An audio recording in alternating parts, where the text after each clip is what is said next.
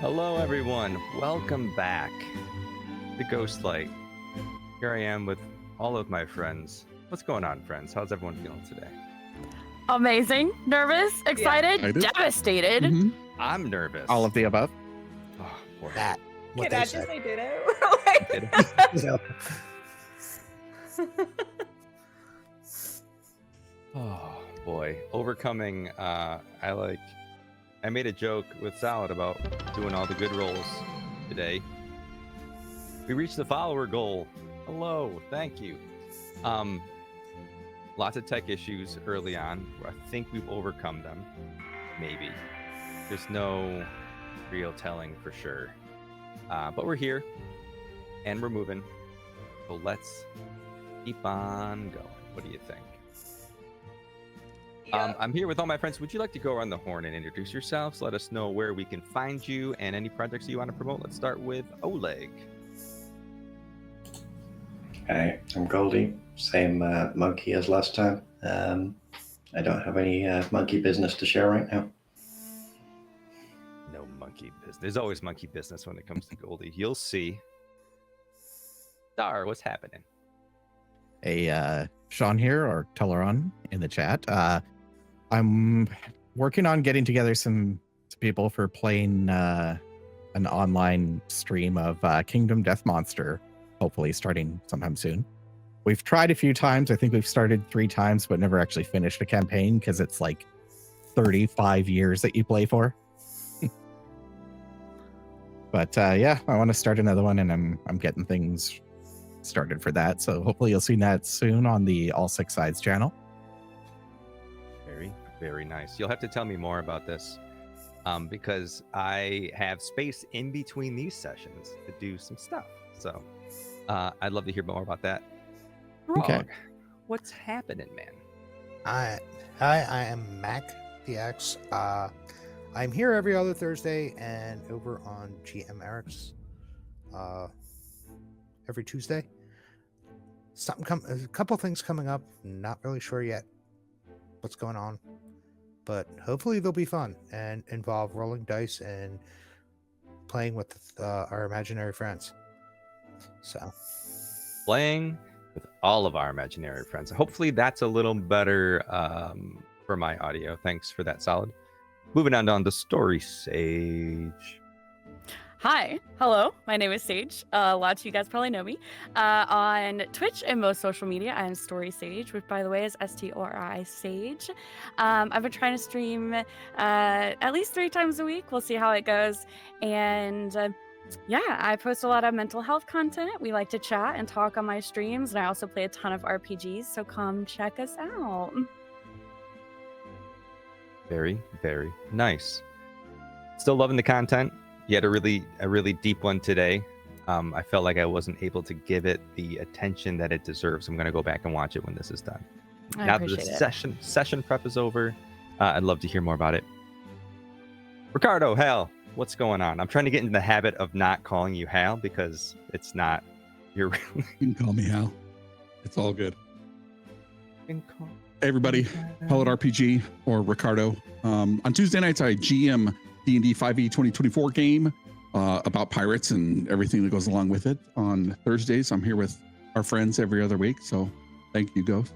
And on Fridays, or most Fridays, I'm over on Solid 10 D&D with our friend over here, who we just finished episode 69 last week, and so I think me and Solid have a joke about my GM makes me cry, and so we'll be there tomorrow night if you want to drop by, 9 p.m. Eastern, Solid 10 D&D.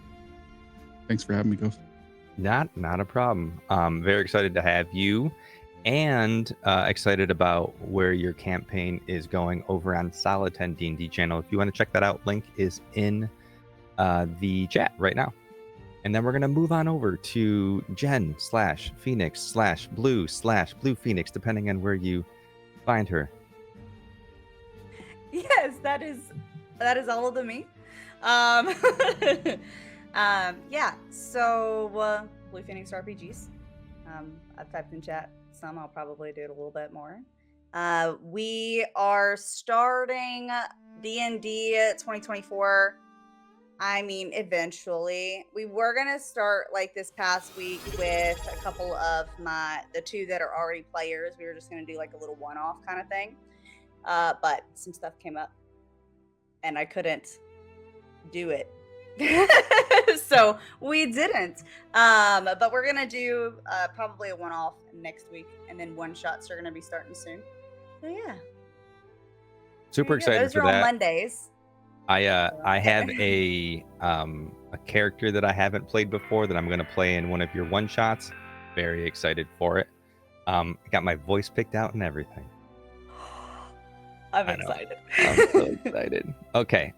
Just at the top before we get going, would anybody like to volunteer to recap session 1 a little bit for those who may have missed it? Me. If you guys, I'm so sorry if you were listening to the podcast or watching the YouTube video or were here last week and you heard all my typing ASMR. I take amazing, awful, very extensive notes. Amazing. So we had so many things going on last week. We are in the city of Lunessra, which is the city of eternal glow out of the 7 great kingdoms. It is a 6-district, like hexagonal city that's super bright, white, glowy, decorated, cool, rich. Hal is playing a wonderful character, Helm, who lives in Lunessra and was on his way to the Ragos Chamber and had a great encounter with a dude. And Throg, who Mac is playing, is a half orc who is kind of honestly an advocate and a huge kind of unfortunately a spectacle in the city just due to the social and cultural implications of being a half orc, especially being like I think a guard right in his position. Goldilocks was playing Oleg, who unfortunately I missed your little introduction last week because I couldn't hear you. And I know Phoenix, who is playing Echo, was in the Obscure Lyceum, which is the Academy of Lunessra, titled The Pinnacle of Knowledge for all of Arendor, looking for a book on some interesting fairy magical things. And then, of course, I am playing our lovely Elmd, a kind of mushroom dude who has become friends with Tuleron's character, Dar. We were just kind of sitting outside the council chamber, looking around like, okay, this is weird. Everybody's staring at us. We learned that the word on the street is that the council has this private library beneath the council hall, which is coming in handy. And the land is currently cursed. Things aren't really growing, and everyone is currently at the council keep at the time in session 1, just kind of there to petition for help because it's a cursed land and people are really affected by it. So we ended up meeting the council. We had a very interesting petition, and then we had a groundbreaking event. Gosh, what is his name? I have all the syllables, but I don't have the name. Wait, I got it. Race Thalris. He came in with his big old magic stuff and started, talking about some things. But then there was, talking about Nixrath, which is apparently the first great, kind of sinful god of the divine. And that he is probably related to the cursed land goings on. We had some, Raish was calling up some really cool avatars, which were all former players, and I played one of them, and I'm gonna cry talking about it.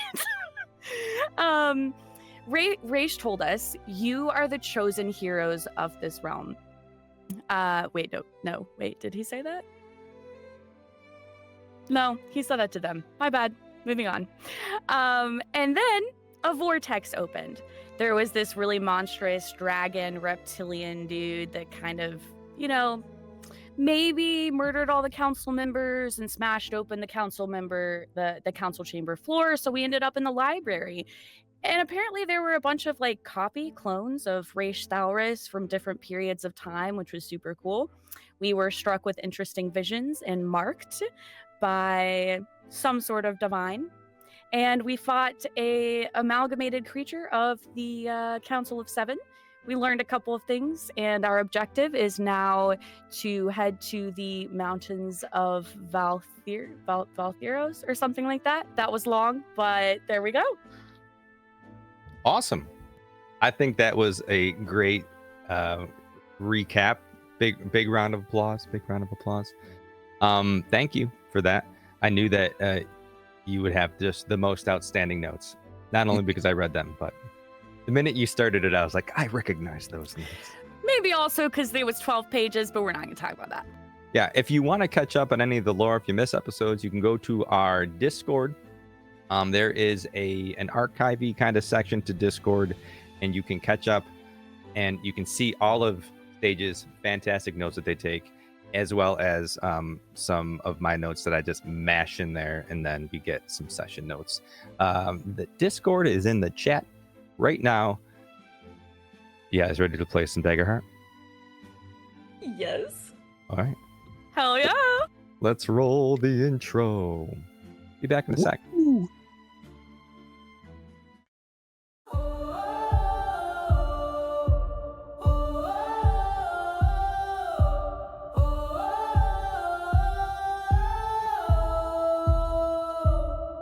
There's a crack in the sky where the stars used to be, and the prayers that we whispered now fall at our feet. What we thought was eternal was only a spark. Now the gods are just echoes that fade in the dark. But I still hear a voice like a fire in the rain, saying, go on, remember, don't let this be in vain. We were born from the ashes, we rise from the pain, carving names into silence, rewriting the flame.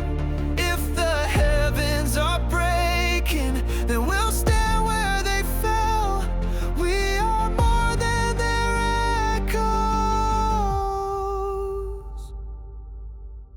We are the story we tell.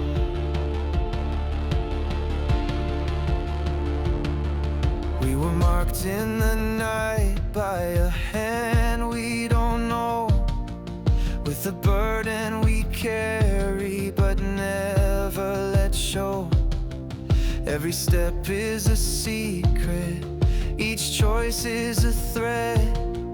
Will we fight for the fallen or crown gods instead? And it's more than a fate, it's a promise we keep. In the ruins of faith, we still dream when we sleep.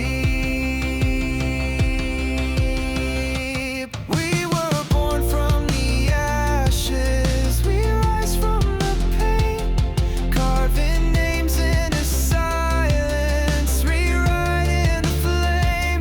If the sky comes apart, then we'll ring out the bell. We are the ones who remember where the light once fell.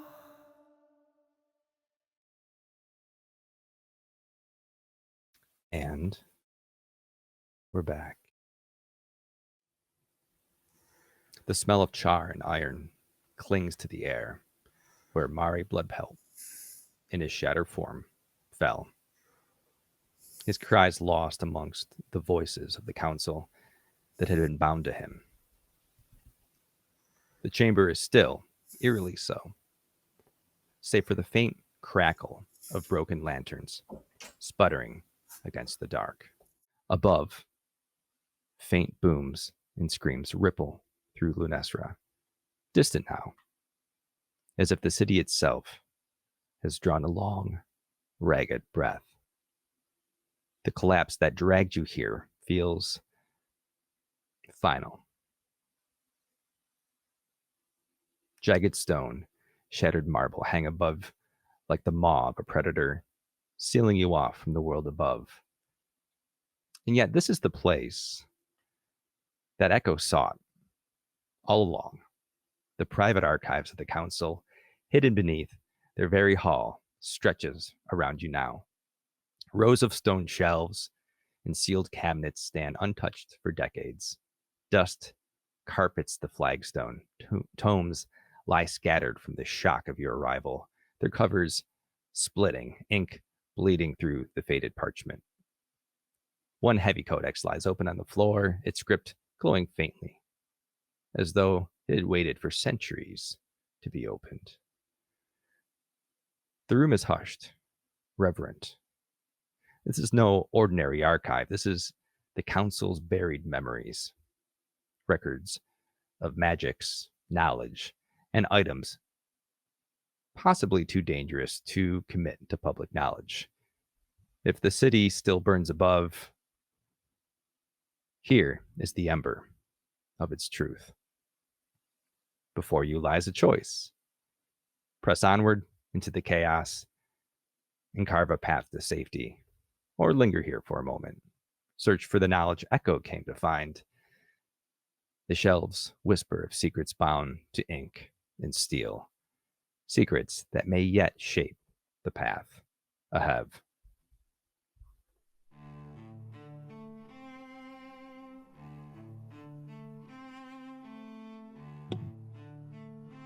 Echo's gonna go look at the book that opened and it's glowing.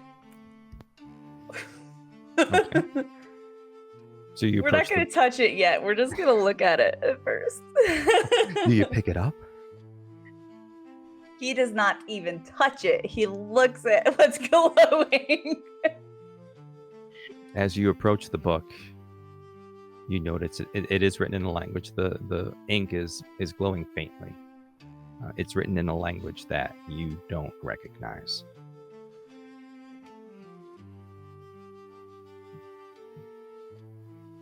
Well, so we got permission to, be here and to find the books that will help with the magic and the curse. And I mean, it could definitely probably help us find stuff that we need.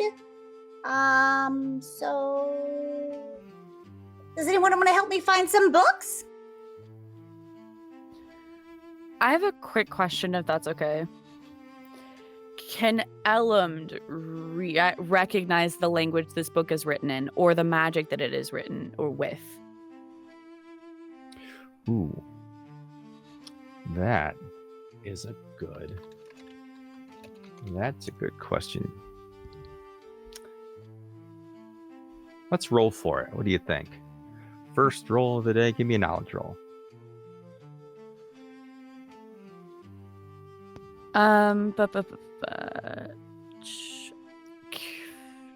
Sorry, I'm trying to check something. Okay, can I possibly use or spend a hope on my roll to Sorry, use... I just I love. Let me just. I know we're stepping away from the table. I love your guy. All of your experiences that you had. That's all. All right. Continue. I would like to, if it's okay, spend a hope to apply the experience I build museums in my mind to apply that for advantage on my knowledge roll. Certainly, and just for everyone playing at home, that is your last hope. Right? Is it? I don't know. Is it? It's my last. Yes, it's my last hope that was given by chat. Which, by the way, you can grant us hope. You can grant them hope. Give them hope. You can also give me fear. Just saying. Please don't. Please don't. Please do it. All right. Oh, actually, which reminds me that I didn't set up my fear. So while you're talking, I'm gonna go ahead and set up my fear. But yes, you may use your hope to add to amazing. So it's just a duality roll, correct? I'm learning. Yeah. So it's a knowledge roll with your duality dice, and just add your. Oh, you're doing it on demi-plane, so it'll do it for you. But it was a critical success. Nice. Yeah. So sure. So first off, take a hope, clear a stress. As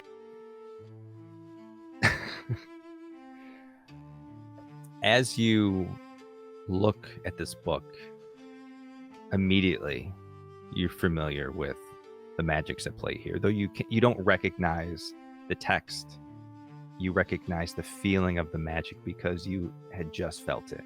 You just left the Celestial Archives, and this was what Raish's magic felt like.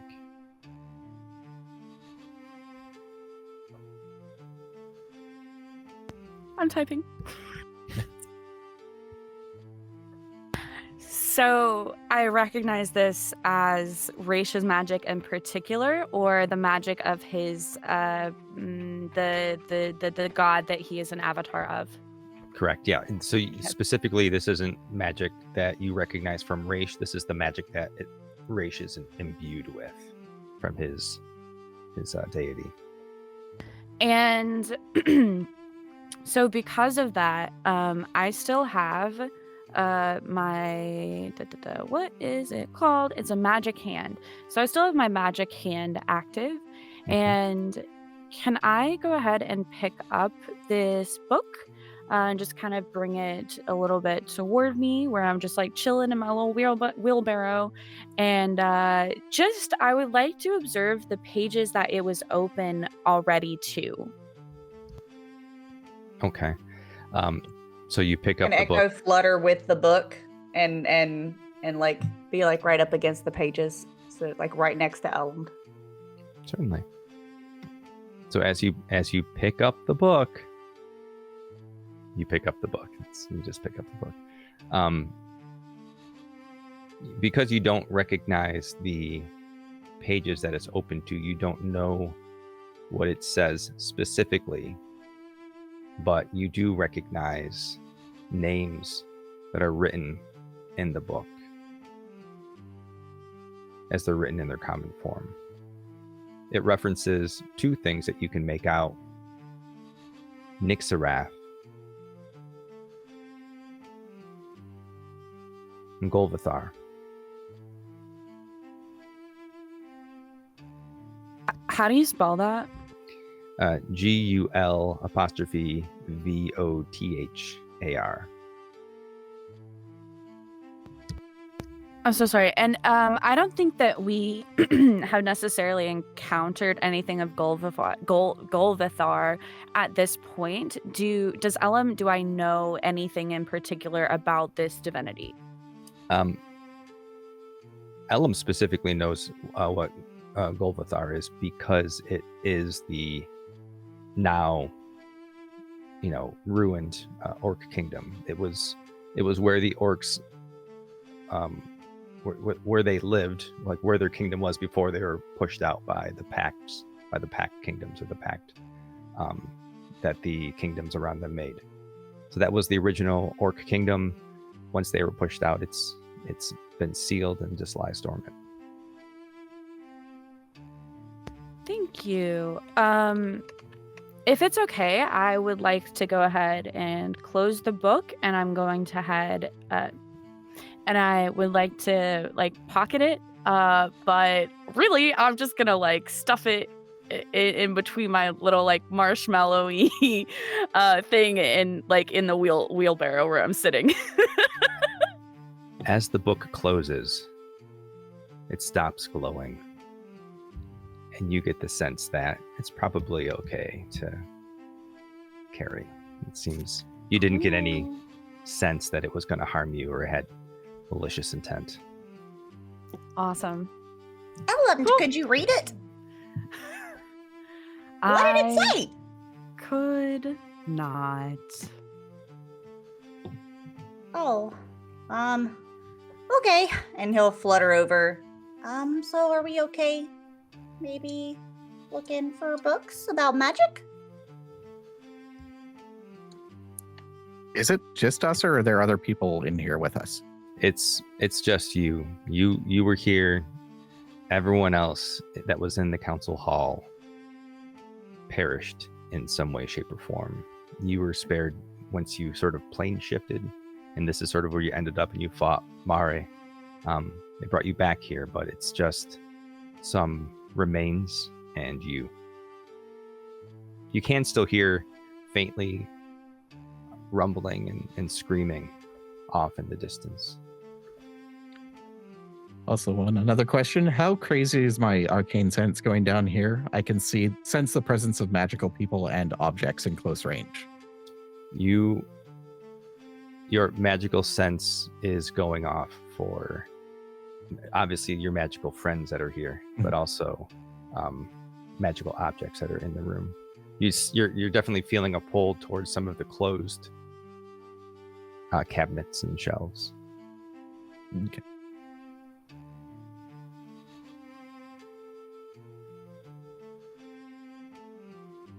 Can I look for perhaps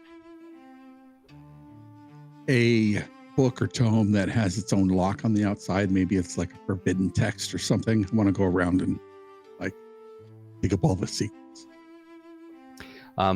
Looking for locks and whatnot. You do see locks on a large cabinet. As far as tomes with a lock,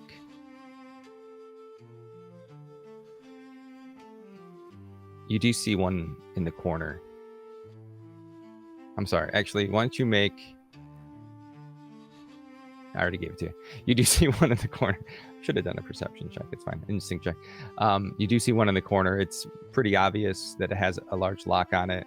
It doesn't look like it's a very strong lock. It seems like more of maybe a journal than like a forbidden text. I'll look back towards Dar. Dar, is this one of the books that glows in your eyeballs? That's it? You're not getting any pings off of it, no. Not that one. All right, so I can pick it up here. Let me pick it up. Pick it up and inspect the lock. Wonder who this belongs to. Probably somebody's secrets. One council person. It does have a title on the front that's written in common. I read the title. You read the title as The Expeditious Observations of the Vrelith Anomaly, written by Quigley Beringsworth.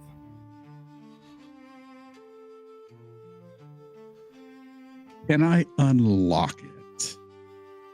I assume you can, if you'd like to roll your finesse roll for me. Yes. Is it a non-magical lock? It is a non-magical lock, yes. Why do you ask? I want to use my domain effect pick and pull, where I have advantage on action rolls to pick non-magical locks. Okay. All right, let's see what we get. That is a 7, 8, 9. Yes, only a 9.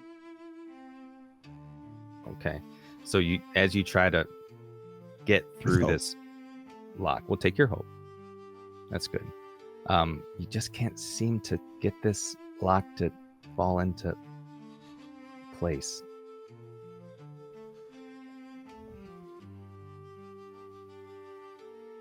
I will stuff it in my man bag. Okay. Whilst everyone is looting books, Oleg's going to say, why are we looking at books? There's people out there still.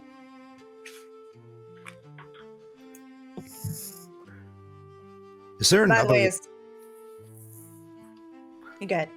Is there another way out of here other than like trying to climb up through the hole we fell through? Sure. There's a couple of doors leading outward into the main hall. This wasn't like a hidden room in any way. Just the way that you came through was unconventional. I didn't know if there are any of them doorways got that you blocked, can go out. like any of them got blocked off when the ceiling floor gave through. No, there's two main doors leading to an outer hall that aren't locked. They were guarded, but they're not like, it's not like a vault that you're in. Well, I'm gonna try to see, keep an ear out for stuff coming this way, Like, I know you said that it was going away, but Thok's going to position himself between the doors and everybody else. Okay. Until they get done their library perusal.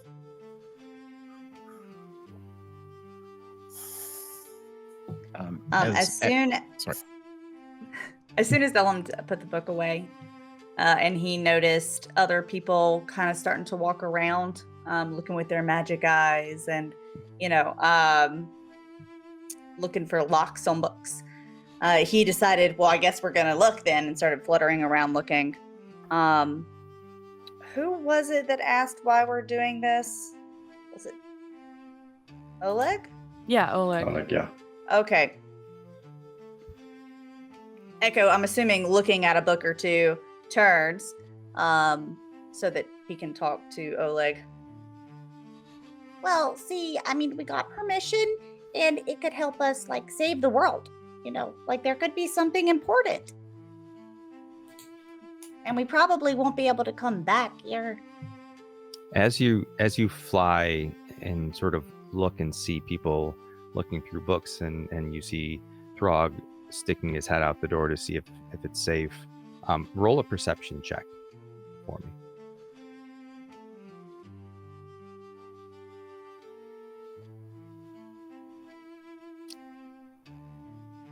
I tell you what, with advantage because you're flying, so you're higher up in the air. Oh, thank you. I will take the first. Wait, no, I forgot. 2 1s is good. So just as a reminder, critical success. this is going to be sad. In Daggerheart, an advantage is just rolling a 1d6 and adding that to your. Oh, my bad. I added. Okay, that's fine. 1d6. Not to negate your. I already know success. what the other ones were. You already know? It was a 10 with fear, and I had 4 for hope, and a 6 on the fear. So I already know what it was. So that's fine. Okay. All right. Yeah, I'm not worried about that. So I roll a 6 and I do what? I thought you add it to your roll. So it was a 16. With what again? I forget. Well, it was a 10 with fear. But I didn't add my 2, so 12, and then I just rolled a 6 on the d6, so 18. But it's still with fear. So as you look throughout the room, you notice that this wasn't just the library. This was like a reliquary. There's just all kinds of other items in this room as well. You see shelves with like little figurines on them. Again, there's this locked cabinet. You do see some sort of weapons sitting in a I don't want to say a chest, but a standing closet, like not a closet in.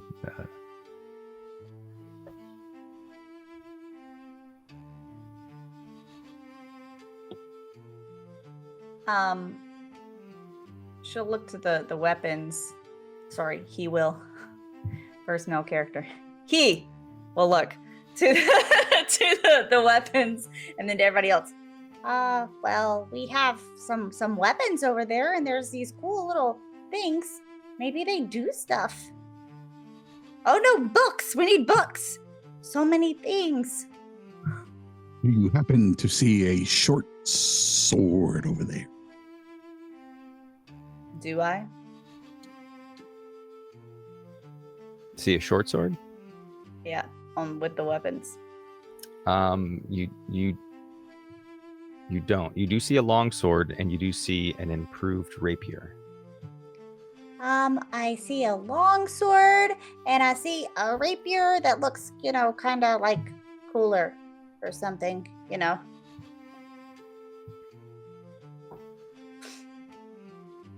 And then he's gonna look through both. Does this standing closet glow with your magical eyes? Has stuff in there glow? You're getting a strong sense that there's something in that closet that has magic attunement to it. Very much so. Is it the case or something within? Are things within? Yeah. Within. You also get pings off of all of the relics that are on the shelves. And Most items we can see have some kind of glow to them. And as Echo goes off to look for books, I will kind of wave him down, and while you're looking, do you mind seeing if there's any books about the gods? Books about the gods. Yes, gods and magics that affect other planes. Yes. Thank you. And then I will go over to that the chest with the weapon, or the shelf with the weapons. okay. It's locked. A much heavier looking padlock than what was on the book previous. I will poke at the lock and then go up. I'm out. And then walk away. All right. This one must be much easier since it's much larger. Let me go look and see if I can open this. We will open the book later. You know what they say, Oleg? If somebody locks their books, they're hiding something that they don't want people to know. Is there any like large metal bars, not so much a spear, but just like a kind of like, well, it's kind of a spear. It's like a lance that has more metal on it than wood, or like about a half and half. In where are you looking exactly? Like the weapons racks or anything. Oh, okay. So you have even by the bodies. Well, looking specifically for like a long metal pole. You don't see anything that's a long metal pole, but the only thing that you do see sort of laying in the rubble is a long handle with a curved blade, like a scythe, laying amongst the rubble. Okay, I'll go over and pick it up and wait for Helm to try his luck with that lock.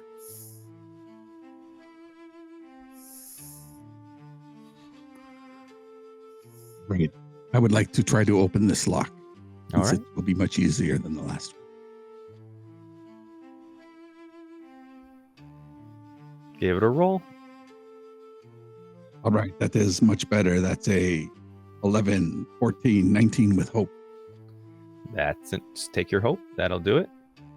So as you start to work the lock, you can see the look on your face as your tongue is out, and it's like, you hear the click as the lock just suddenly gives open, almost pulling itself open under its own weight as it falls to the ground. You hear the clank, clank, clank, clank, echoing through against the tile. The case opens.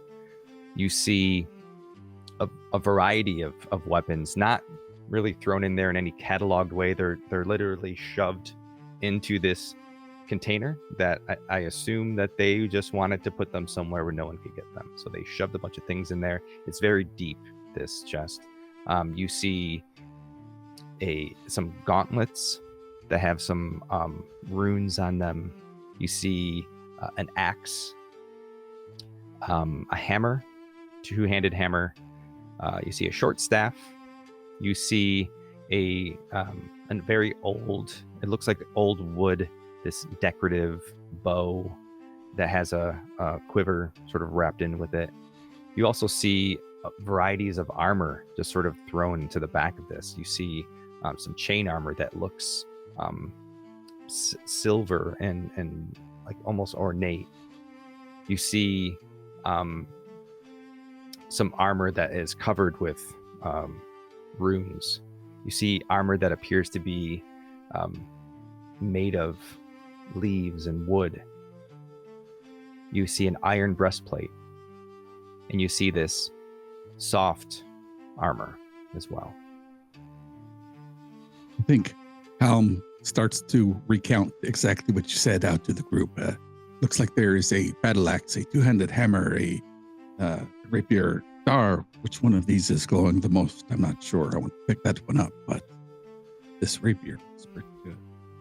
go over and look, and are any glowing brighter, or are they just all kind of similar?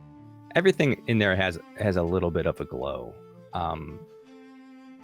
The hammer, the gauntlets and maybe the axe and the short staff are a little less so, but everything has a little bit of a glow to it. All of the armor as well. Rug, come take a look. I think this might be your size. I'm not quite sure. This is built for a large individual with big bulging muscles. I know that was a long time ago, but it will fit you more than it will fit me. Come.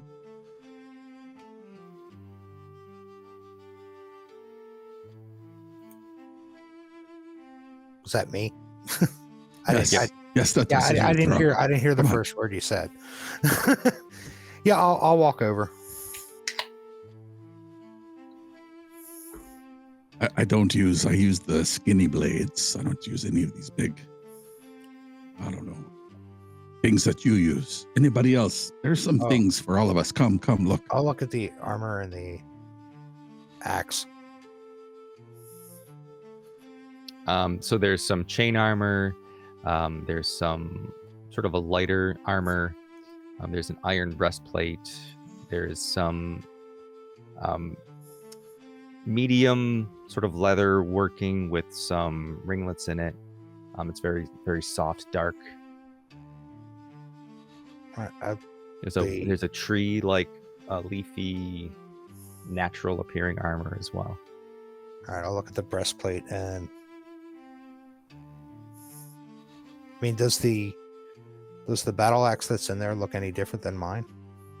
Yes, it looks to be a little sturdier, maybe a little reinforced. Okay. You said the chainmail armor, or no, actually the breastplate. Yeah, there is chainmail armor as well. The breastplate itself, it looks fine. There's nothing like that notable other than on this iron armor, there's like a bronze emblem of a tree in the center of its chest.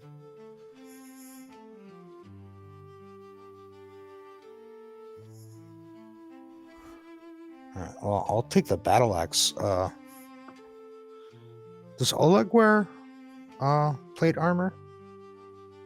That's the great thing about Daggerheart is you can wear and use whatever you want. Oleg does not wear any armor. Unless you have a feature that doesn't work with armor.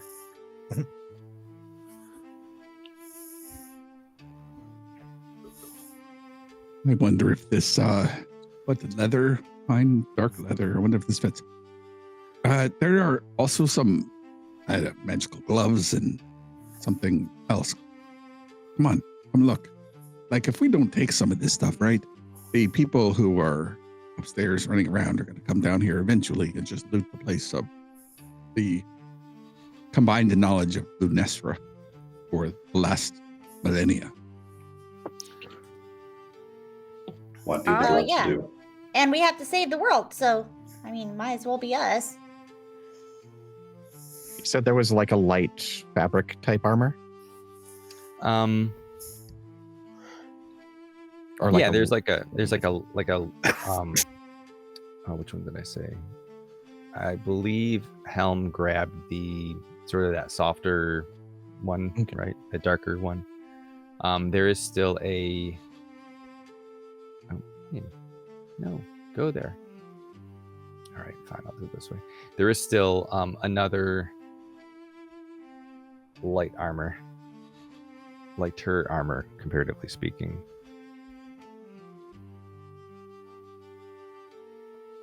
That is there. It seems definitely more sturdy than what you're currently using. Okay. If nobody's grabbing that, then I will. Okay. Hey, Ellum, will you see if there's anything I like? I'm trying to find books.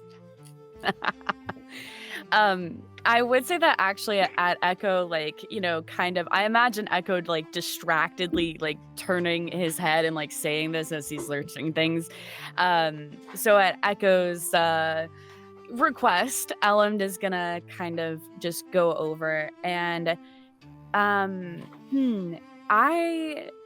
have a personal interest in. I would just like to know if I recognize any of the runes on the gauntlets or the armor that's covered in runes.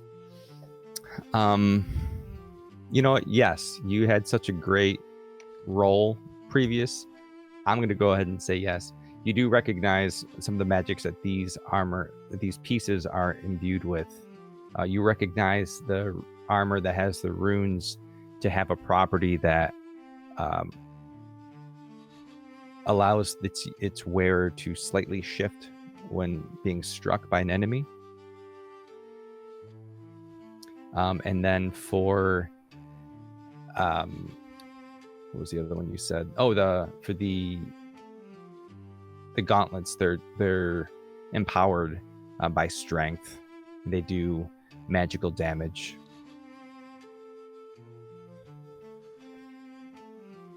No real big feature. Yeah, that is amazing. Unfortunately for the party, Elmd doesn't really care about this. So they are not going to say anything. I think Elmd, knowing Echo very well, takes a particular interest in the wooden bow and the armor that is apparently of leaves and wood for Echo's sake. So I think I'm just going to quietly, pick those out with my magic hand of just the pile and just kind of tuck them away to give Echo when he is, finished studying. And I guess I would just like to observe So I would like to just kind of look at a little bit of the armor to see if it may apply to Elmd, if it's anything that is familiar to them, but also at the same time, since Elm's attention has been distracted from their research, I would like it if they are able to just kind of look around and see if they personally recognize any of the relics from their history or their knowledge from their heritage. Certainly. So to answer your question about the items, the only armor that's left, because you took the you took the natural looking armor for Echo. So the only one that's left there is the chain armor that's sort of... Yeah, definitely not a thing. Okay. Cool. But as you look around, you see, like on the shelves where there's all of these relics, you recognize these relics that are there that are imbued with certain boons for attributes. You see a pair of gloves sitting there. You see a bag in the corner. You see a pair of boots on another. You see a pouch of seeds. You see in a box that's opened 2 orbs. You see a sort of a flat rod just sitting there. And you actually also see this thing pushed up against it, which doesn't seem very magical, but it does seem very technological. It's like, sort of like, looks like bat wings that are folded up, accordioned up. You also see like a lump of clay that's just sort of sitting on the shelf. And a rock. Can't forget the rock.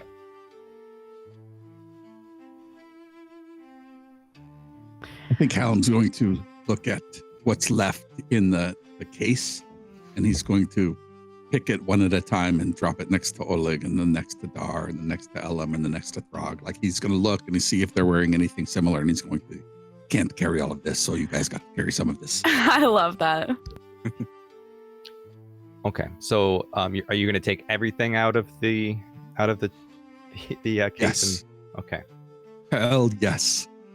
And then you also still have like laying around. There are a couple of different weapons that, for example, Throg found that scythe-looking thing. There are a few things lying here and there. Did Throg put down that scythe when he grabbed the axe? No, I was actually going to take the scythe over and try to break into the lock that Hound failed.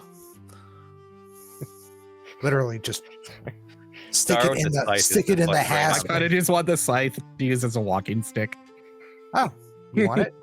I knew it! Yo, I literally wrote in my notes, okay, Throg picks up a scythe that I almost feel like is meant for Dar, question mark, literally wrote that down, bruh. Yep. If you say something to him, he'll turn around and give it to you. He's just going to I use it see to that. pop the hasp. How to alienate people.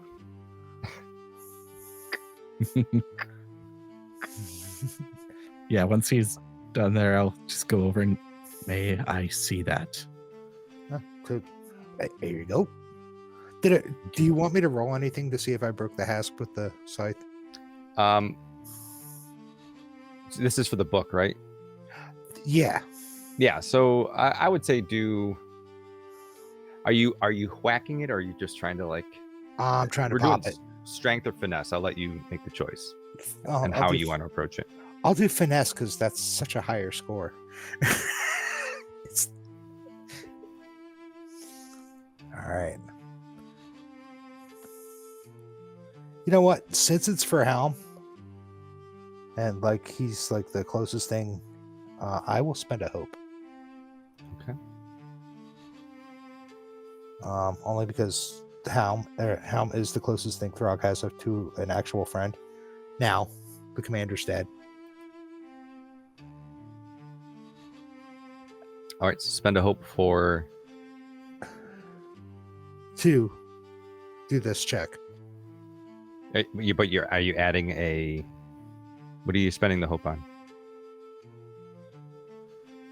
Are you using an experience or?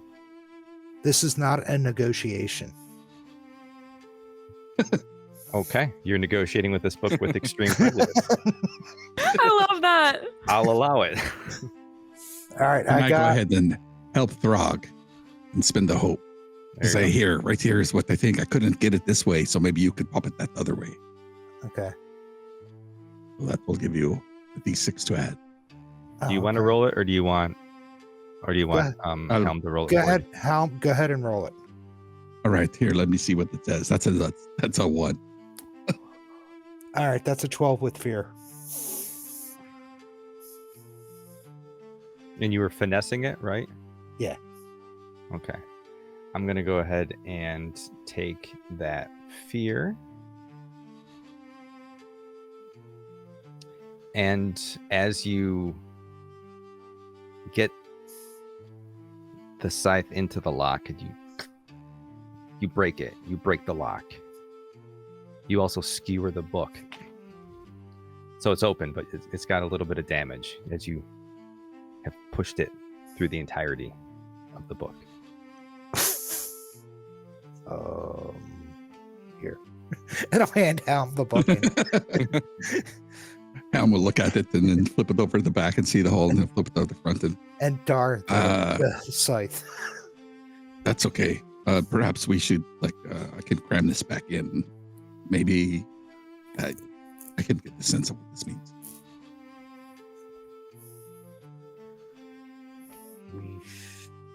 We should probably get out here. We're breaking shit. There's still you're breaking stuff. There's still that shelf full of relics. And that clay and that rock. Echo's looking at books. Do you want me to say it again? Yes, There- please. Sure. There's a clump of clay. There is a series of relics. Figures doing different things. Just this being like, gloves. A rock. A unremarkable leather bag. An unremarkable pair of old boots. A pouch with a little plant stitched on it. A case that has 2 orbs sitting in it. Just a flat rod. It has like runic inscription. And then sitting against this case is sort of this like accordion looking wing apparatus. Can I go over to the bat wing looking apparatus Mm-hmm. and try to figure out what it is? Yeah, if you can tell it just looks like a collapsible like glider. Just sort of, if you pull a lever on it, the wings go out, and we'll pull the lever back down, they collapse again. You don't get any sort of magical sense from this thing. It's just a device.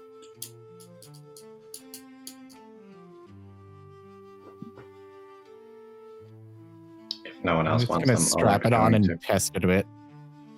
Keep pulling the thing and making it go out, then in, then out, then in. The rest of the group feels the breeze and also all of the old dust kick up. Oleg. Achoo! If no one else is interested in them, Oleg is interested in the unremarkable boots and the unremarkable bag. Okay. You And pick I'm up assuming the I boots. pick them up and they are unremarkable. Well, you pick them up, and did you pick He's- them up he's with the putting them intent up. of them being remarkable? Just checking that nothing happens. Nothing happens to you, but as you open the bag and look inside, you notice that you can't see the bottom of the bag. It appears as if it's just a void.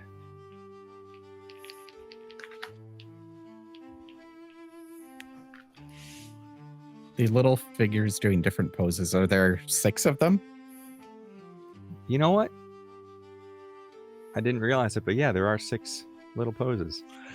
Huh. And there are 6 of us.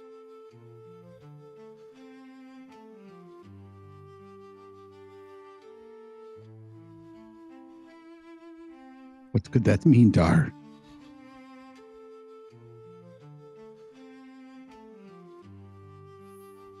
Six in one hand, 6 in the other. maybe. Weren't there like 6 of the 3 of the original other. champions?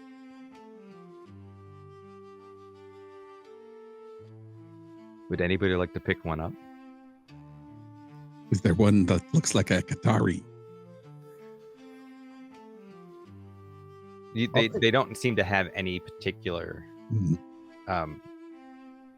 sort of gender, race. They're sort of like crudely clumped, crudely fashioned, rough I'll pick- edges. I'll pick up the one you said looks like it's thinking. As you pick it up, you instantly feel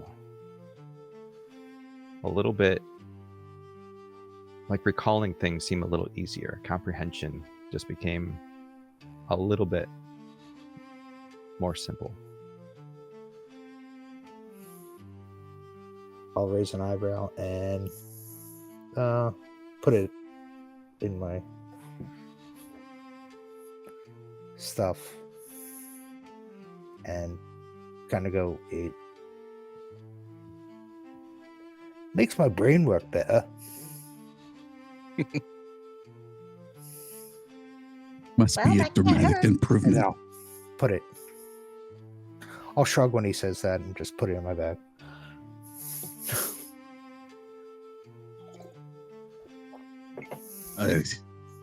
What do these gloves do? Protect my claws. I don't know. Throg, these gauntlets are much shinier than the ones you're wearing. I'm not sure if you want to take these or not. All right, I'll take off my gauntlets and put them on. Which gauntlets are you putting on? The gloves, or are you putting on the gauntlets from earlier? Not the gloves, the gauntlets. Okay. Yeah, he said the gauntlets.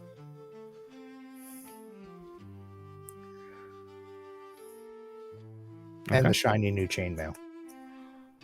And the shiny new chainmail. Yeah, because I don't know if that was shinier than mine.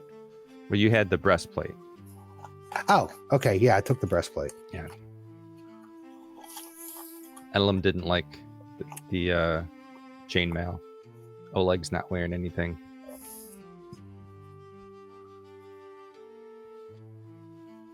Do these gloves that I am holding, are they dark gloves? Do they match the night? Will I stand out underneath the torchlight? Huh, you see what I did there? They seem to match that the color of that armor that you picked up nicely. And as you slip them on your hands, you notice that they seem to have a little bit of tackiness to them. My sister would call me tacky if she were here, but walk into that one. Yep. Do I think this armor will fit, and does it reflect light? The soft kind of armor? Yes. You do think it will fit, and you want to know if it will reflect light? Correct. Keep typing on the wrong screen. Too many keyboards. I mean, it doesn't. When you look at it, you don't get the sense that there's any sort of property to it that would not reflect light. It looks just kind of like normal armor. But as you sort of move it in your hands, you notice that it's very quiet. Perfect. You kind of hold it up, put lights in here, and see if it reflects anything. And if not, all right, I'm going to go here to the private area and try this on. Nobody.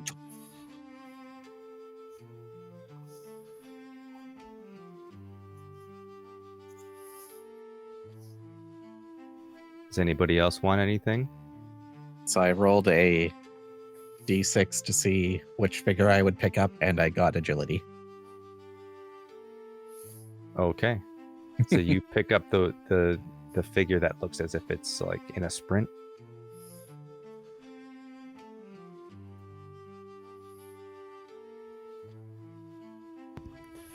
That's so funny. That's such a good idea, just rolling like a d6.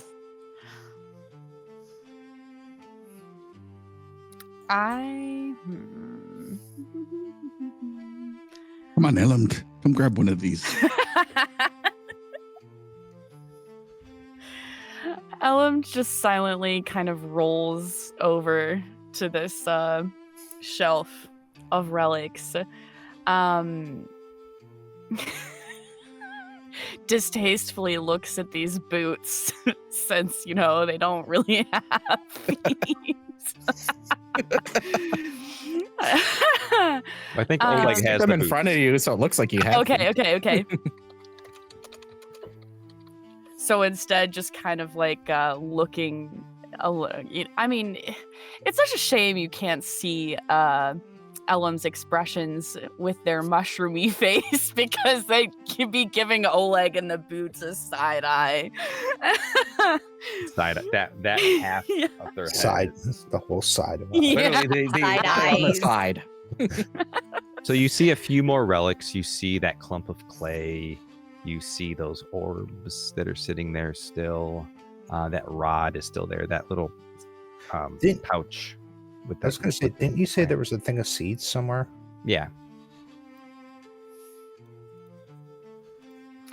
Yeah. Oh man, I really want to inspect all of them, to be honest. Do those spheres look familiar at all? To you, Yeah. roll a knowledge check, and you have a fancy new relic that will give you +1 to your modifier. Okay. If you haven't edited it, I'm sending you all items in the Discord chat. You'll just have to manage, put them in yourself. So if there's anything that I didn't send you that you wanted, make sure that you put it in that chat, and I'll let you know what it was. Okay.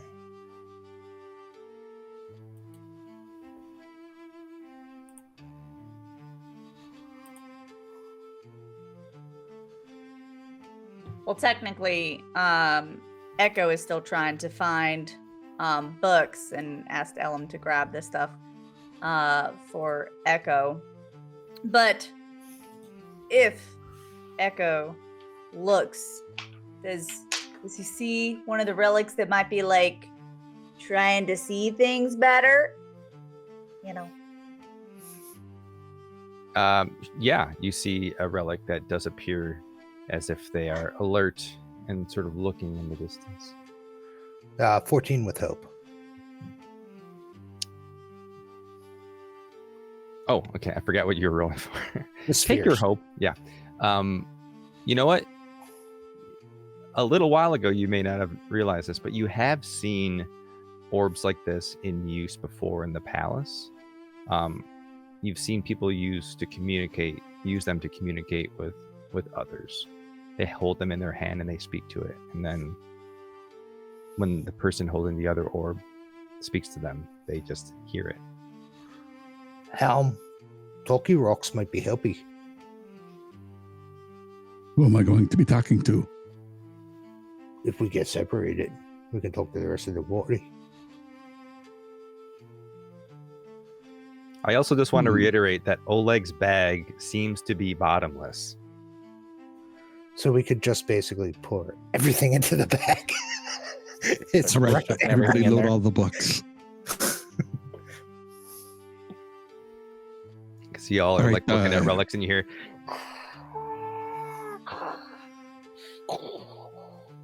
in the background as Lunessra burns.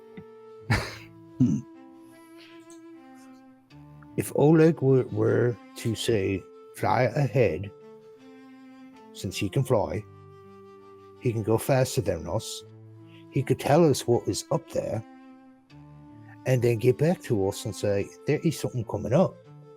You guys should be ready. It's on the right. Through the Talkie Rock. Wow. That statue was amazing. What statue? That little figurine you picked up. I thought it was pretty nice too. As Helm says that, Oleg is going to pick up any of the relics, random one. Three. You're gonna pick up a random relic that's left.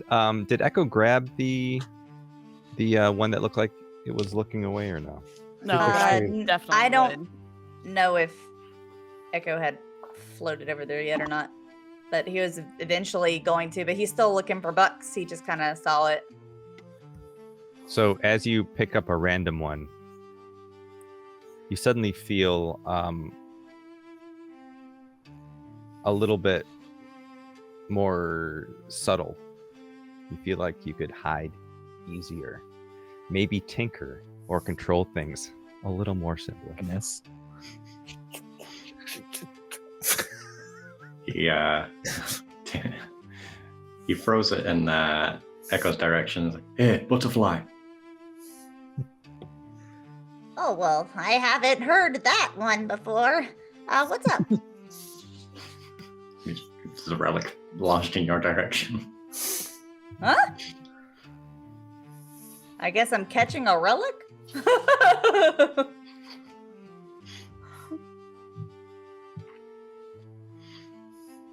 Which relic am I catching? The one Finesse. that was just described. Oh, the finesse one? Okay. And I guess I'll take a relic and then one of the orbs to go fly off.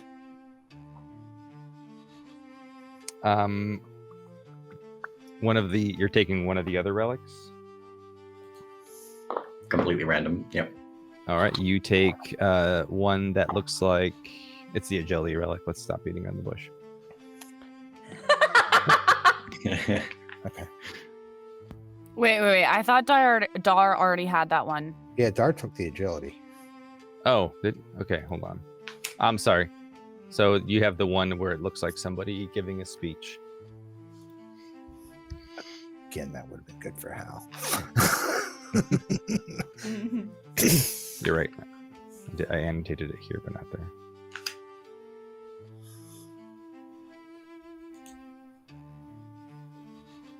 That leaves strength for Hal.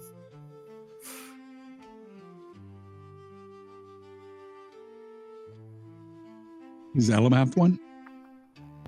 No. I'll gesture We can towards swap them later. Elam. This one or this one? This one or this one? This one or this one? Elland is going to very slowly raise their hand just to kind of indicate whichever one is instinct. Okay.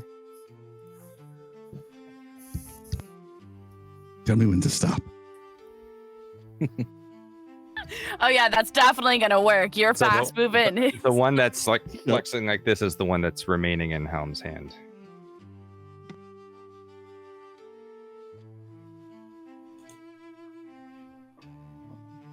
This was definitely for Throg.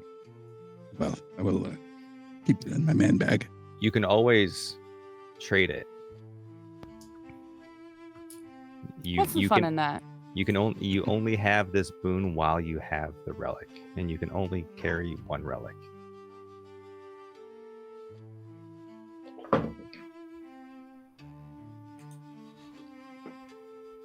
Sorry, I was writing that down. Okay, so what we have left is the lump of clay, a rock, a pouch with the plant stitched on it, the flat rod with a runic inscription, and the weird-looking wing apparatus. Dar has already the have that. wings. Yep. Ah, okay, Dar has the wings. What were they? Glider. Oh, that's cool. Echo, you recognize this pouch of seeds. This is something specifically from your realm. What? Okay, so I haven't even gotten to roll on the books yet. Just throwing that out there. But he's been searching. But as soon as he notices that is from his realm, he goes, "Oh, huh?" And he flies over there and picks it up and starts looking at it. You recognize these as portal seeds. There seems to be 4 left in this pouch. When you plant a seed in the ground, a portal appears in that spot. The portal is ready for use in 24 hours. When you plant a seed in another location, they connect. And then as you plant more and more, they connect in a chain. That is wicked cool. How does it work? Do I just have to have the pouch, and the pouch means I get to go in the portal? There's only 4 seeds. No, you plant one in one location, portal grows. You plant one another location, a portal grows. You walk through the portal and appear in the other. Can anyone walk in the portal? Yeah. Okay. Cool. That could be helpful. He's gonna put it in his bag and then go back to looking for books. And says, "Oh, that clay looks cool." And then You don't have to roll for the books because you don't find anything from the language that you speak. You don't find anything specific to what you're looking for outside of the books that you already have. Okay, what about the gods? Because someone asked Echo to look for a book on gods. There's nothing specific to the gods from all the other books, but that again, you don't know what the book that Elland says. Gotcha. Cool. Yet. Thank you. So what's left here is the clump of clay, the stone, the rock, and the rod thing. Okay, wait.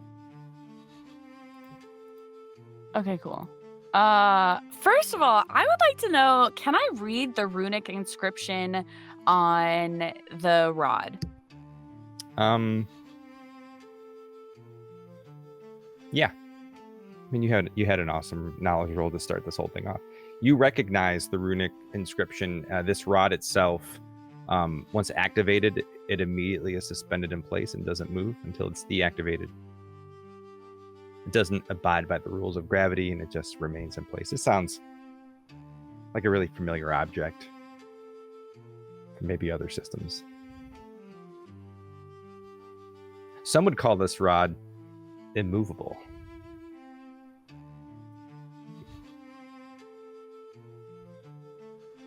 Cool. Okay. So, do I know anything about this lump of clay and this rock? Because I'm like super curious. You know nothing about either. All right. I'm going to pocket the lump of clay and the rock. And then I'm going to take this rod with my magic hand and I'm going to like fix it to the side of my wheelbarrow and just kind of wrap some good thick rope to attach it to one of the handles of my wheelbarrow that is sharpened to more toward like the side of it, just so that it's kind of attached to my wheelchair, but and then I'm gonna take the clay and the rock because I'm so curious.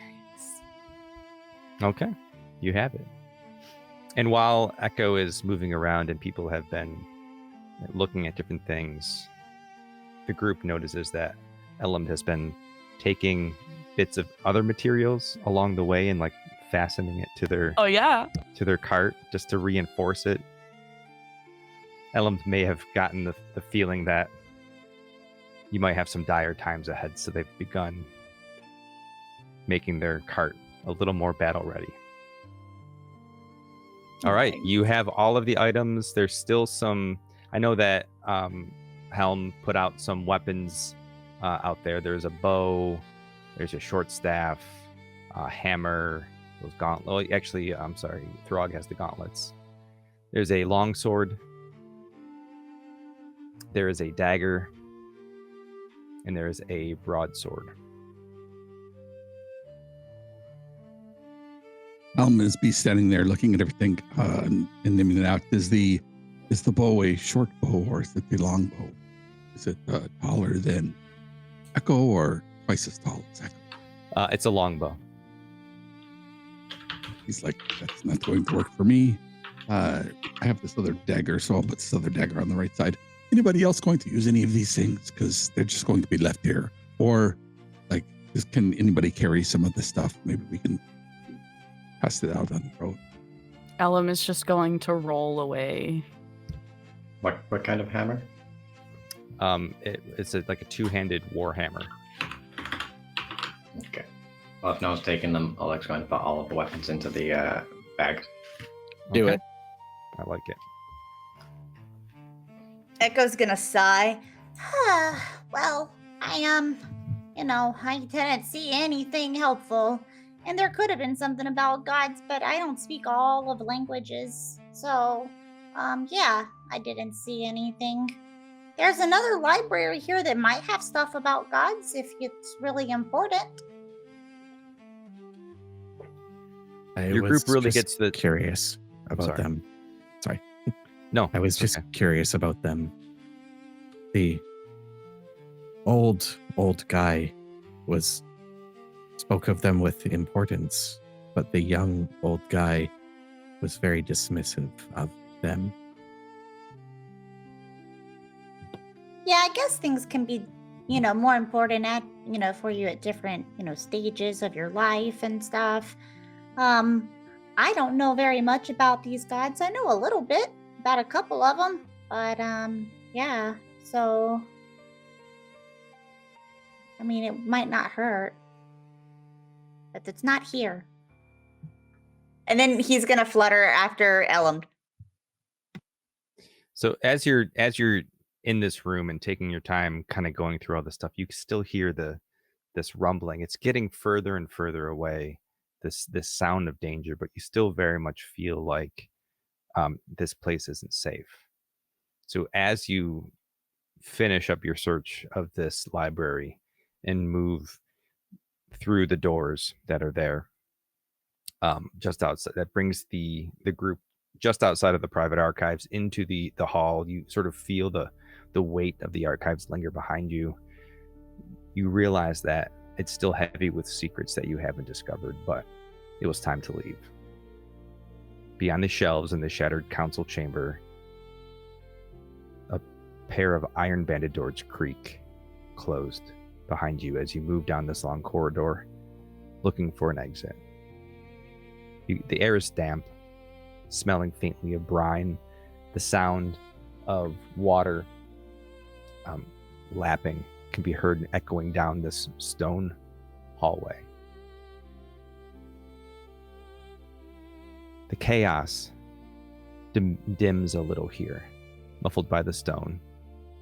The passage leads to an arched opening, a once private dock within the tower's foundation, overlooking the black waters of the Whispering Bay. Moonlight spills across the current, fractured by smoke drifting down from the burning city above. The dock has a small riverboat skiff sort of drifting against its mooring, half packed as though abandoned in haste. The curve of the bow has a spot for a lantern to hang, but that lantern's been snuffed out.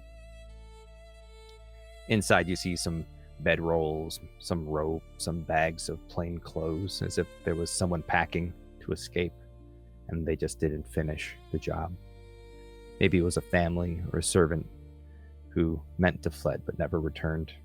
It's barely large enough for all of you, but it floats, and that should be enough.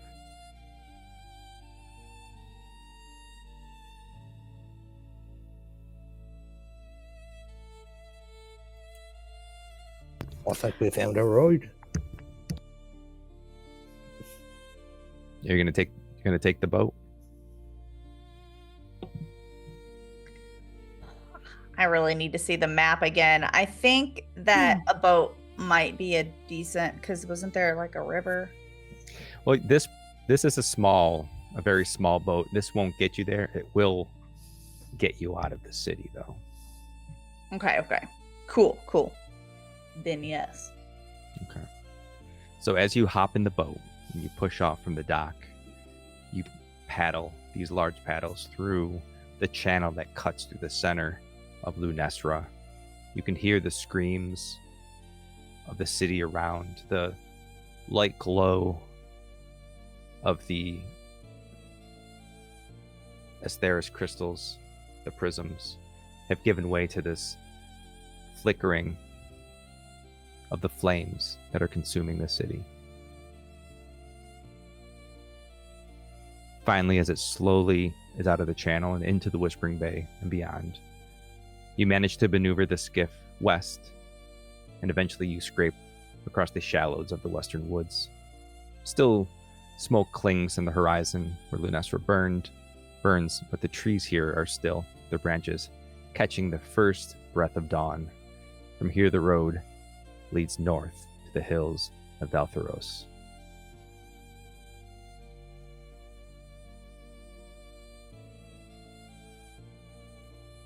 So if you would like to continue on, you'll need somebody to guide you. Who's going to lead the way? Oleg can fly into the sky and try and find the direction they're heading. Okay. Has anybody been to that vicinity before? Because you can roll with advantage.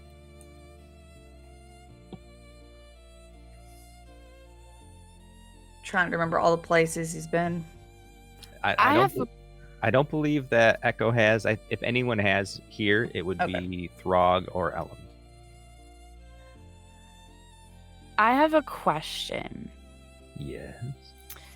When I surfaced and when I began my travels, I assume that I started in a familiar place. Is that true? You started your journey somewhere in the vicinity of where you're headed now. Not the exact location, but definitely those mountain ranges. Okay, understood. Thank you. And Throg, your people, though nomadic, do tend to stay around the plains of those mountains. All right, well, I'll lead the way. I would know that's like we figured out that that's the woods that we're going, one of the woods that we're going to.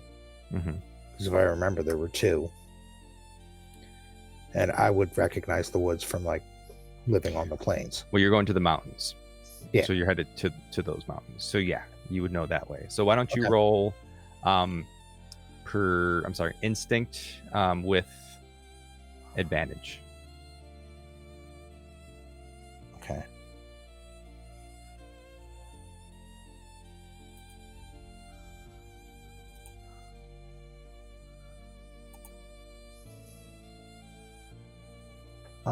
Hey, I get to re-roll. Hey.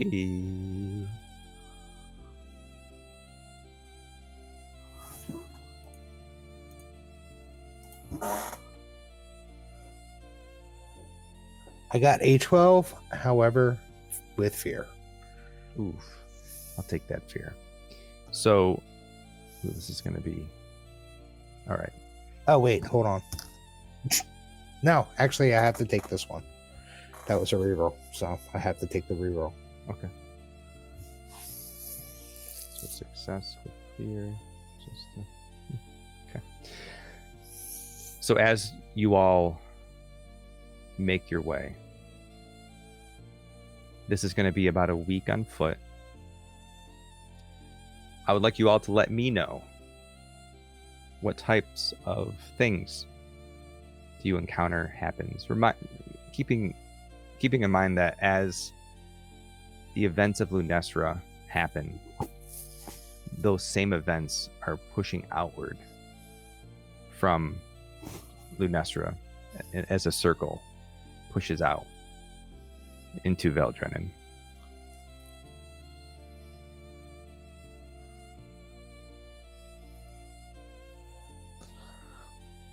Did that big dragon thing ever get killed, or did it just go out into the away from the council room? Nixarath? Yeah. No, it just went out and just destroyed. You don't really know exactly what happened, but you could hear a lot of the carnage that was happening from where you were in the archives. Okay. Do we hear any of that same sounds out here? As you are walking over this period of time, you have certainly encountered more of those kind of mindless statue type of shattered folk. Very few travelers on the road, but the chaos is not as intense as it was at its epicenter in Lunessra. But we still look like we're behind him. He's not coming. Well, they're not coming up behind us. You don't have a sense that they're after you specifically. You do see that there is lasting implications from what happened, and it is spreading outward from Lunessra. So there are other things happening, other things attacking people, mortals, creatures, but that particular entity doesn't seem to be chasing you. Okay. I can go first if no one else wants to share theirs. Ghost, real quick, will you check your messages, please? Oh, I saw it. Okay, cool. Yep.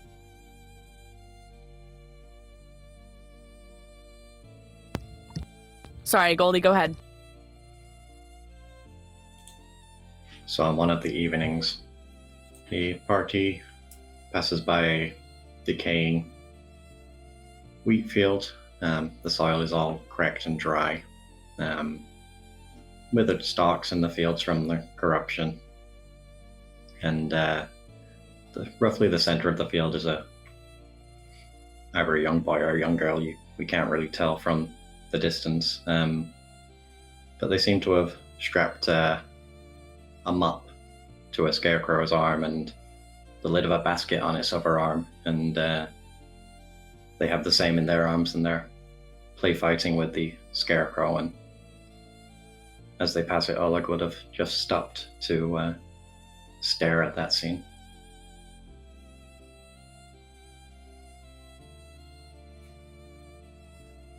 I would have probably walked, if anybody else stopped, I probably would have walked a little bit into the field and then just stood there, eyes closed, just standing in a field.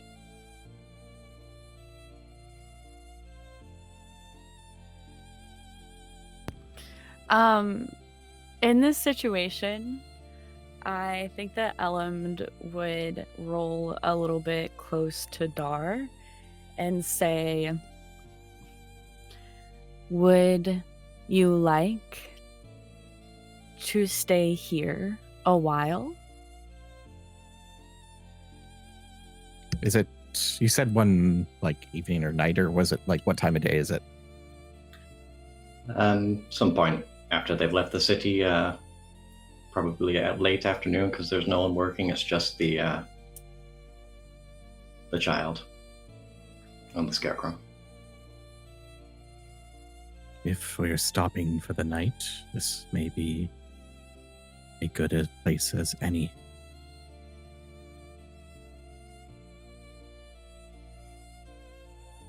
So I think in that case, Elmd is going to, just stay with Dar, not really say anything to anybody else, and just, taking a few things out of their wheelbarrow.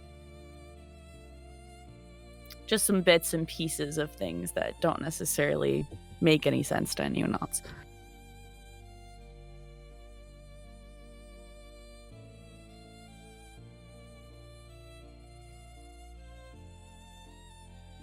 Does anyone else have anything they'd like to share that has happened on your journey before we take our rest?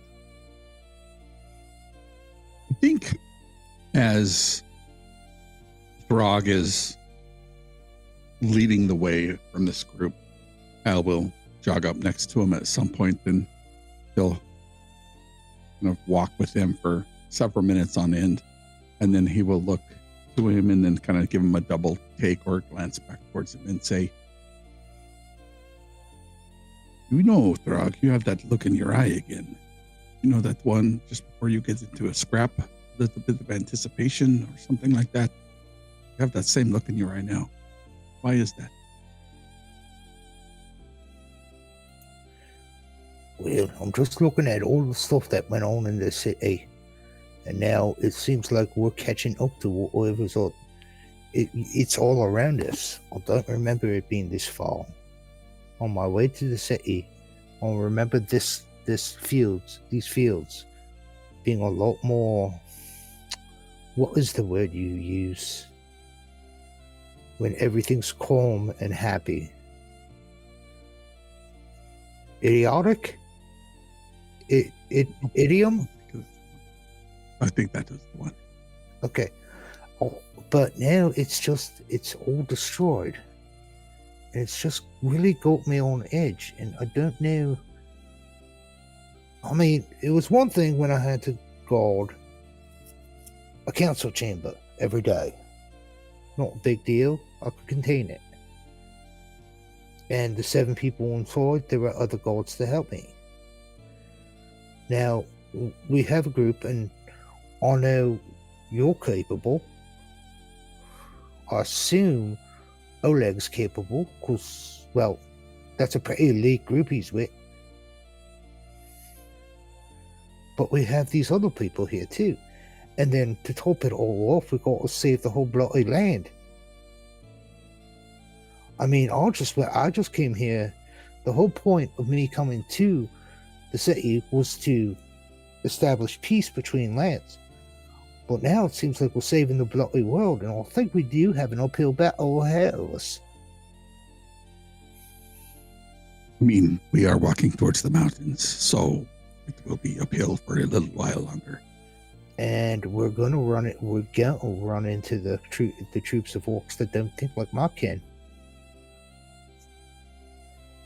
I mean, how do you know your way through these plains? Like, how do you know this so much? I'll point to the one of the mountains that's like ahead of us. See that third one on the right? Yeah, the tall one. Yeah. Over on the far side of that, there's a valley. That's where my town was. That's where our range was. I'll technically am going home. Oh, that's why you have a little bit of giddy up in your step. pep in your step, I think they say in the city. It's a little bit of trepidation. Oh, as much as you are used to seeing me every day, in my people, it's the minority that actually want to make peace with the rest of the races. So you're a pretty large individual, if I do say so myself. Are they all like your size or bigger, smaller, the same? About average. And he'll pick out the figurine with the muscles. Perhaps this can give you more muscle at some point in time here. All right. I'll hand him the other one. This one gives me a headache. Oh. Thank you. I think. I'll take the muscle one. All right. So if you want to message each other because I gave you both what it was, just message what you swapped. All right. When you get a chance. Yep. Well, I got knowledge. He got strength. So we just switched the knowledge. So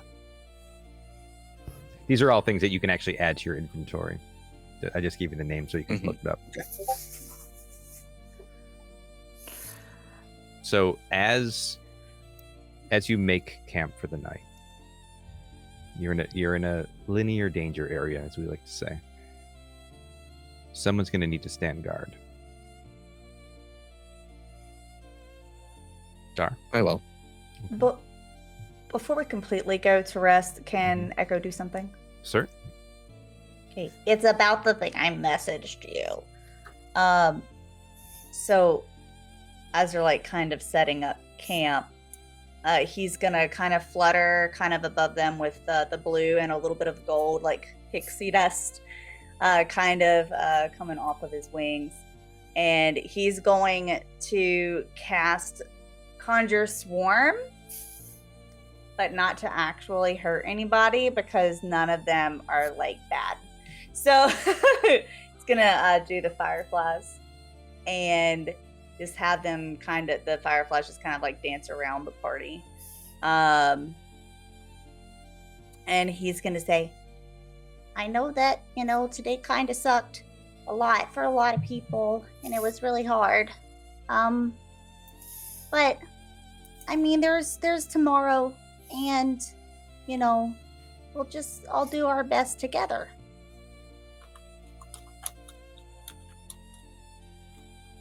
And then however long they last. It doesn't specify like the Beatles do.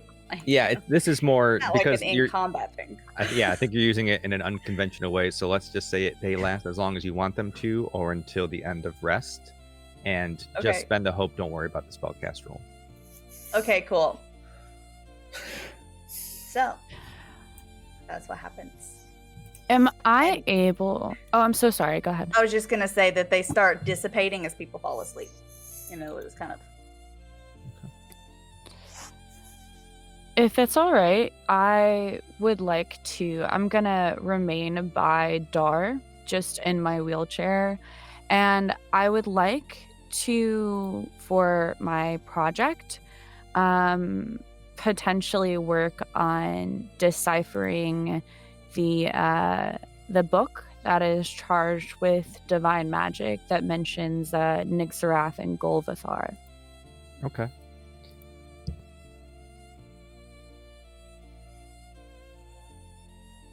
All right, so for your rest, Dart, if you would please take your fear die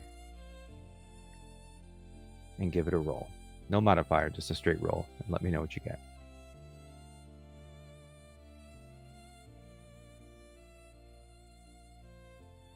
That is a 5. Okay. So as you begin to calm for the night and you take your rest, everyone is tired but restless. You've been through so much in the day. You find it hard to sleep. And this trek has taken over time. You've had small encounters since then. You've been attacked by these sort of stone monstrosities that you've vanquished to some lesser degree in individuals roaming the countryside. And as you lay here and slowly drift off to sleep, Echo, describe to me the nightmare that you have.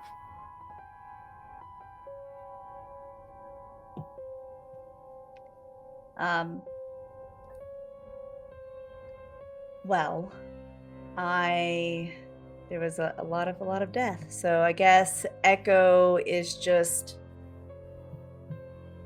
seeing all of the bodies just get killed constantly, and that little kid, and then like flashes to his home, and like if that creature made it to his home realm, and just like envisioning like and seeing all of his like the people he knows and stuff like that, and the other creatures that are there and stuff just being destroyed and devoured and turning into amalgamations of things. And yeah, that's what Echo sees. Is it happening to his home world? So as these worries weigh heavily on Echo, concern for his home world, for the souls that he's seen lost along the way, panic strickens. Your heart starts to race, sweat pours down your brow. And as you see the faces of Trill, of some of your friends, you turn to run in your dream. And as you move, it's like you're drowning in water. Your limbs are slow to act. You can't get away from this crack that seems to be devouring the garden, until suddenly everything stops. And as you turn, you see a lone figure, a scarecrow, glowing eyes, holding a large scythe, looking at you. What words does this figure say to Echo in this moment, Dar?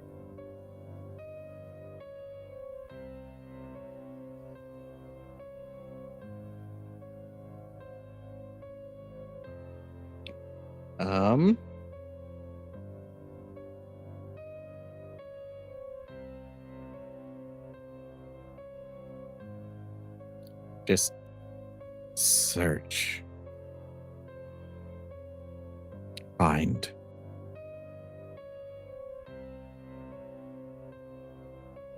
And as these words hang in the air in your mind, as your heart races, you feel comforted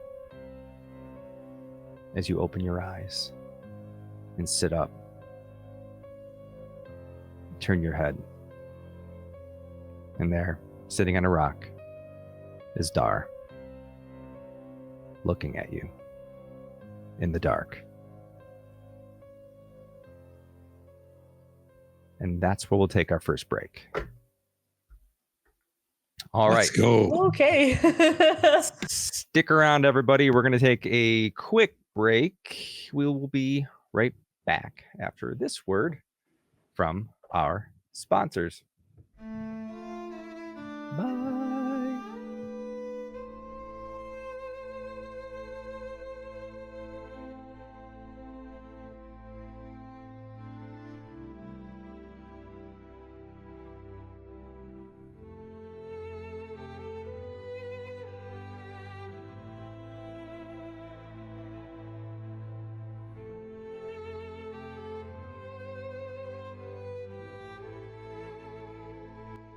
Hey friends, have you ever wondered how to bring your TTRPG characters to life with just the right look? Well, in our Daggerheart actual play series, The Shattered God, we're doing exactly that with the help from our friends and today's sponsor, Hero Forge. With Hero Forge, we get to design every detail of our characters and adversaries, from the horns on a fawn wizard to the intricate armor of a Dracona warrior. It's not just about digital customization either. We can actually have these minis printed and shipped right to our door.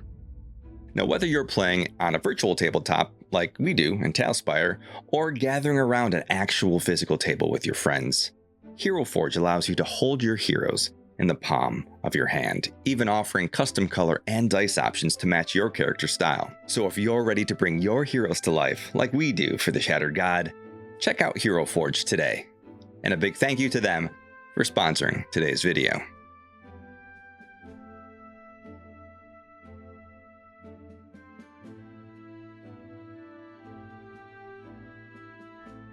Bring your world to life with World Anvil, the ultimate tool for building, organizing, and showcasing your TTRPG or novel universe, maps, lore, timelines, and more, all in one powerful platform. Start forging your legend today at World Anvil.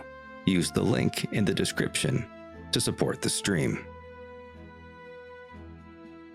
A big thank you to Nat20 Dicery for sponsoring this series. When the official Daggerheart dice set sold out, these artisans crafted me a bespoke set in my channel colors, complete with dramatic duality dice and a fear tracker. They specialize in handcrafted dice, but their catalog doesn't stop there. You'll find 3D printed miniatures for D&D and other TTRPGs, plus unique gifts like dice-infused bath bomb potion packs, perfect for any fantasy lover. Visit nat20dicery.com to explore their dice sets, subscription boxes, miniatures, and other whimsical swag. Every order ships free. Use code GHOSTLIGHT, no space, at checkout to save 10% on your purchase. Nat20 Dicery, because every roll should be legendary.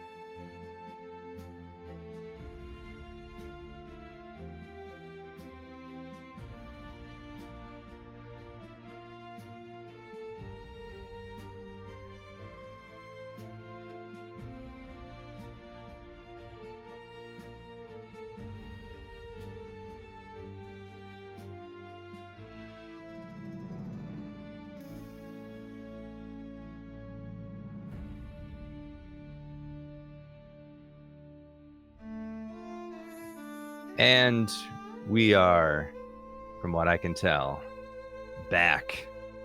How was everyone's break? Did anyone eat any potato products? No. Potato chips.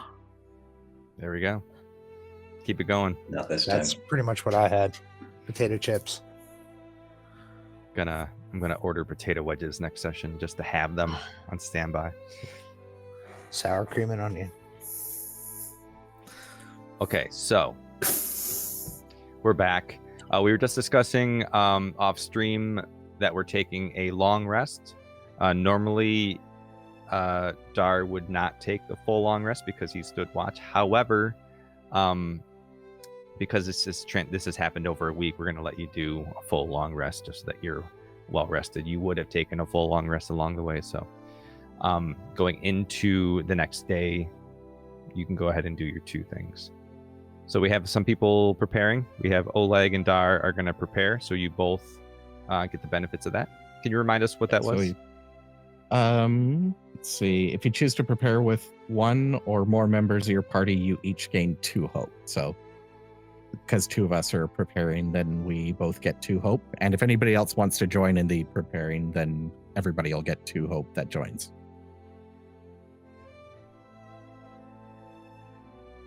It was Dar and who? Oleg? Oleg. Okay, gotcha.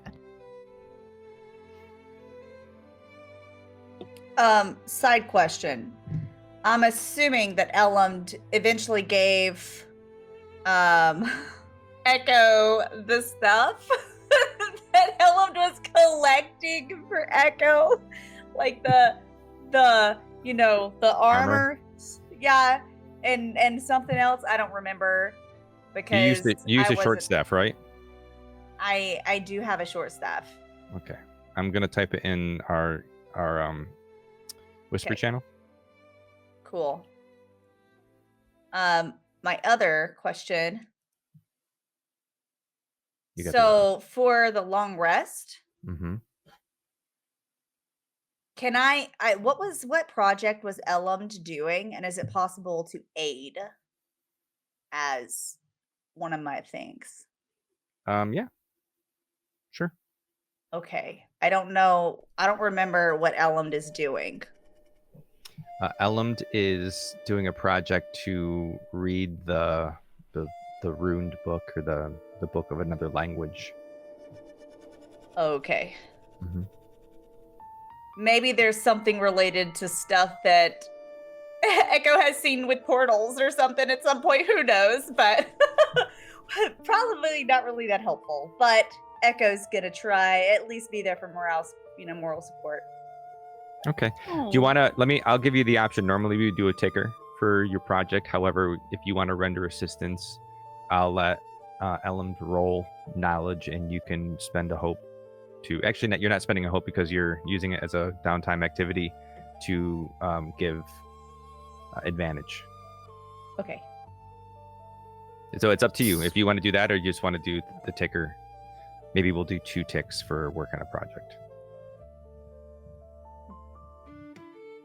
Or so what happens if I roll with fear? If you roll with fear, I take a fear. Okay, so I'd rather roll. So do I roll duality with advantage? Yeah, so you would roll a knowledge roll, and then you get advantage because Echo is helping. Okay. And then how would Echo help in this situation? Well, they've traveled a decent amount together, and Elmd has shared some things and has given insight to stuff. So we might be like, oh, hey, didn't you say this thing right here meant something? Like, what did that mean again? I love that. Stuff like that. Or like, I don't know, probably not hugs. Mushy, soupy hugs. Soupy. I rolled a 29 with hope.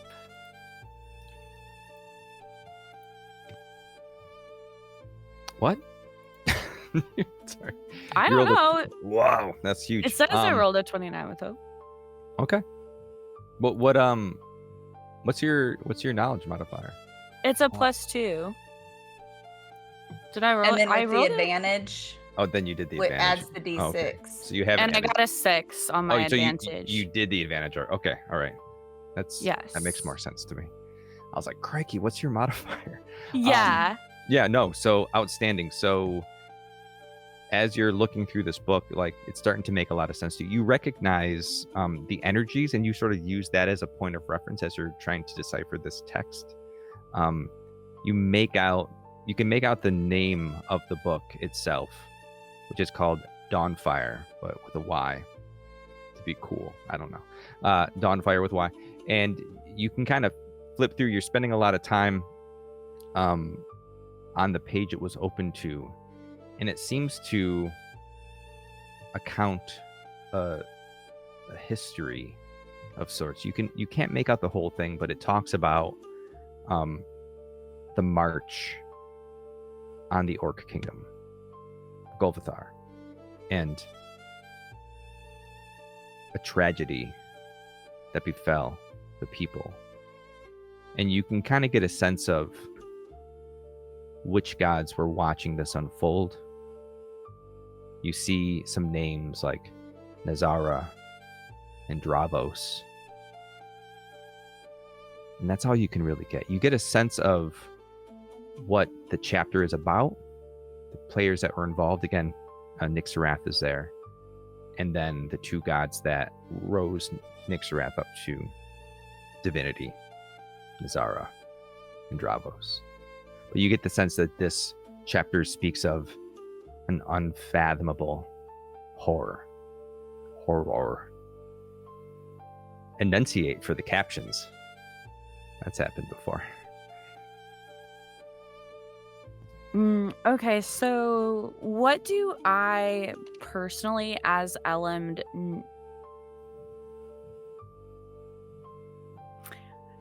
what with my knowledge and my heritage do I glean from this, taking from my own history, experiences, and my own previous knowledge?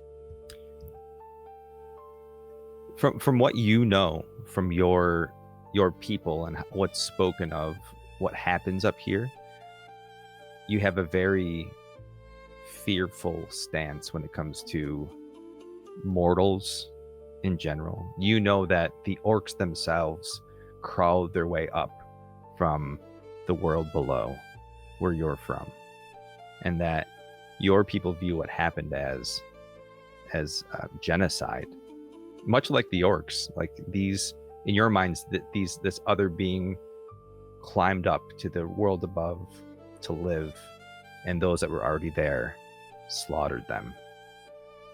And in your reading, from what you can get from this book, that's sort of the way that whomever wrote this book, how they felt as well.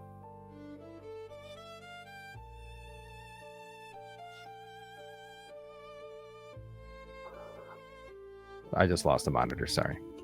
But I'm still you're here. Fine. I apologize if I'm ever pausing after you told me this for everyone also watching. It's because I'm typing. Okay. This is very interesting. From what perspective is this written? Is it more objective, as written as a historical account, or is it more of a personal type of writing from experience as someone who was there?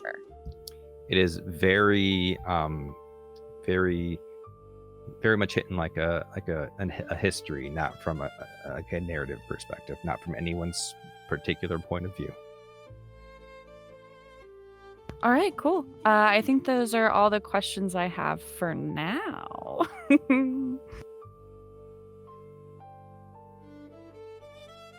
Okay.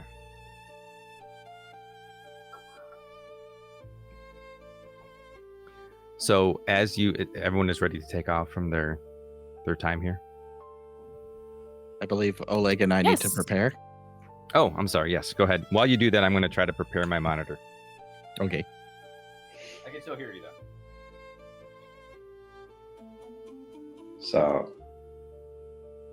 while we are preparing, Oleg will offer Dar any help with fixing his clothing or anything that might be broken, and you can see that the mood after leaving Lunessra is not too high, so he tries to lighten the mood by saying to Dar,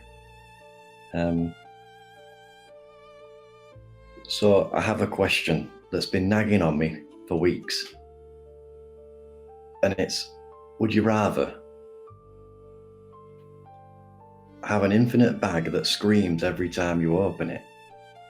Or would you rather have a coin purse that only opens when you answer a riddle?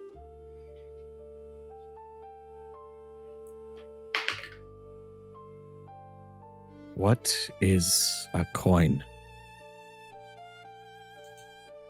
A coin, it's one of those round things. They're made of metal. And I don't know why, but we trade them for things.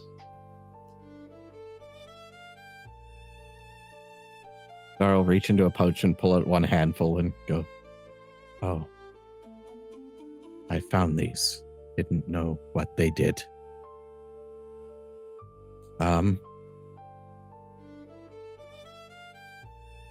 The screaming bag would probably be better because I don't really use these very much.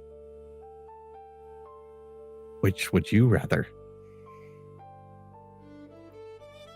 Well, that was my problem because I'm not very good at riddles, and if I need a coin, then I'm not sure I'd ever get it, but at the same time, it might be handy not to have it open.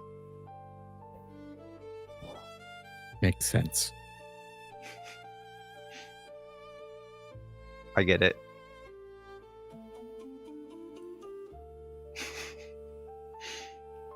We're gonna have a whole series of t-shirts. All right, so as everyone set? Yep. Awesome. Yep. I lost a monitor, but I do have 2 others, so I think we're gonna be okay. Well, I was gonna ask, whenever Echo woke up from his nightmare, was it in the middle of the night or like in the morning? It was the middle of the night.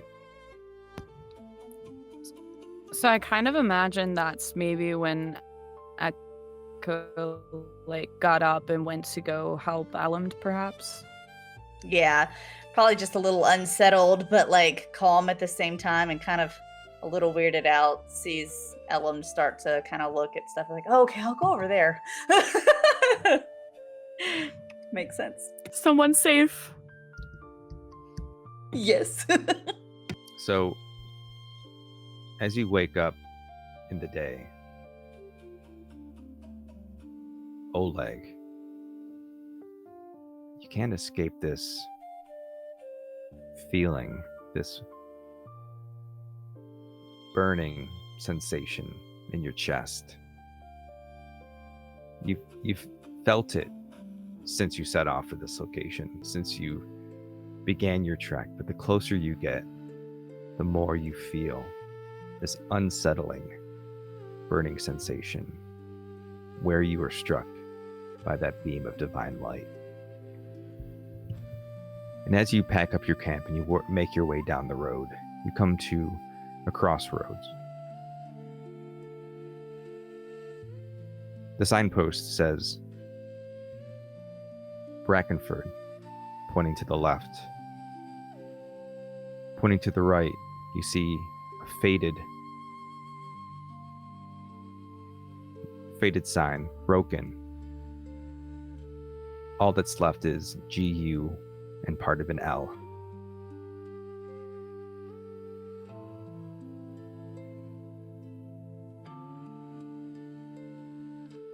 Which way does the party go? Elland is going to begin rolling toward you said the right was, did you say Brackenford? The left is Brackenford. Oh, left. Yep, and the right was just that broken signpost. And Dirty Rollers just gave Elland hope. Yes, thank you. And nobody gave me any fear. Don't do it. It's a trap. It's a trap. You said GUL. Were those letters all following each other? GUL.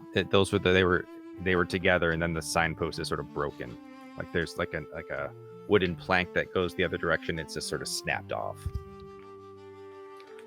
Would Throg recognize like that as the cursed land?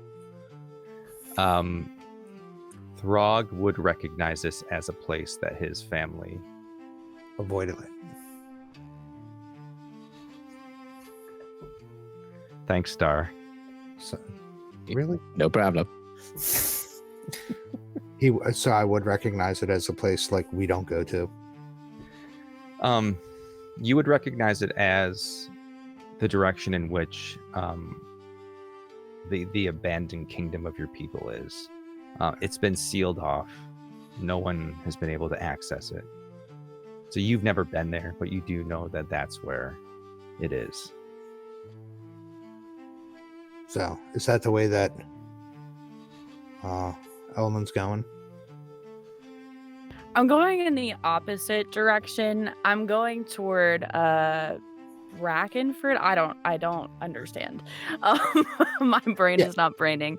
I'm going toward the left, toward Brackenford, so not that direction. Okay. And I'm going to call backward, just simply, we need supplies.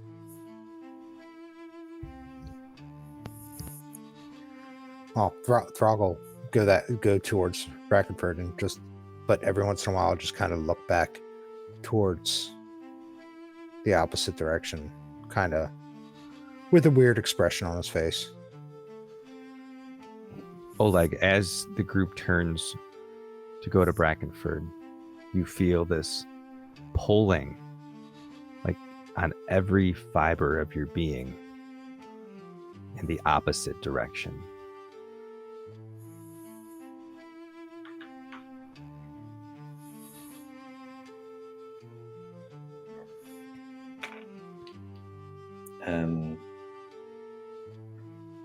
Oleg calls to the group and says, I know this is going to sound weird, but I really think we should go here, like, now. No one goes there. It's sealed off. I think the Lady of Silver's sending me a message. We need to go that way.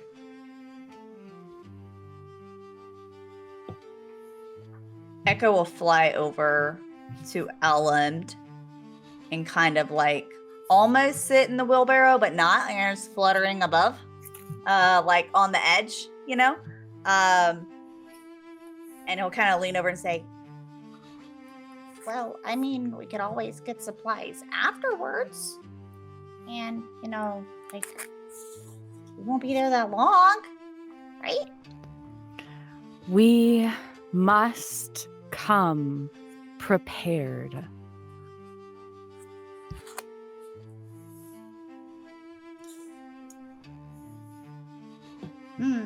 I don't really know what else we need to prepare. and then Echo just starts looking through like bags, trying to think about what else he would need. But still kind of like floating and like kind of flying, sitting along on top of the wheelbarrow. At this point, I think Hal lopes over to Elland and Echo, and he gives a short bow to Elam, and he will look towards Echo. I was thinking that Throg said this little statuette gave him a headache, and it's kind of giving me a headache. You're the more bookish type, right? Echo. Huh? What? Books? Yes, I like books. All right. Perhaps you should hold on to this statue because it's giving me a headache and it's giving Throg a headache. But I think for proportionally, you've got the pretty big head and the wingspan is good. So perhaps this would be better for you. I don't know. I like mine. Look at it. Look at him. I don't want to have a headache no more. So you hold on which one you want to hold on.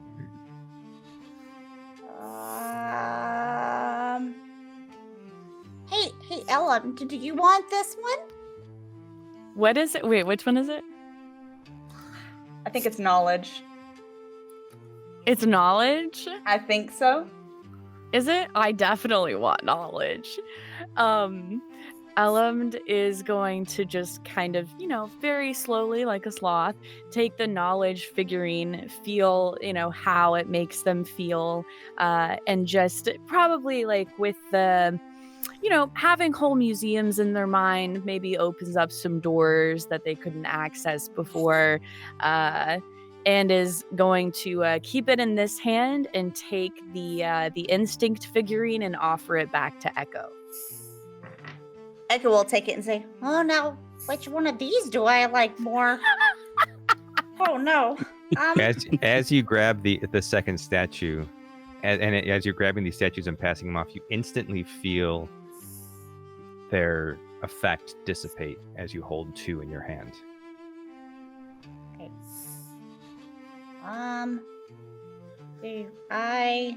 Okay, here's the one you asked for. I have a Elms. What does Elms look like with the with the instinct one I don't again? know. Oh, it's the looking around one. Because that asked about that one already. Okay. We're good. Yep. Has everyone swapped? Yes, Did Helm get one back?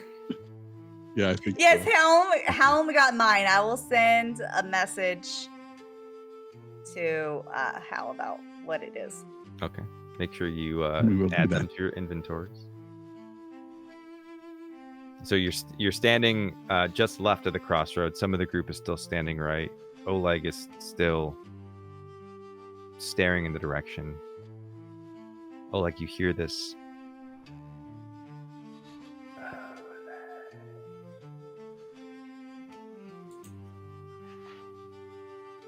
I need you. This very faint voice on the wind. It could be your imagination. It could be trees rustling musically.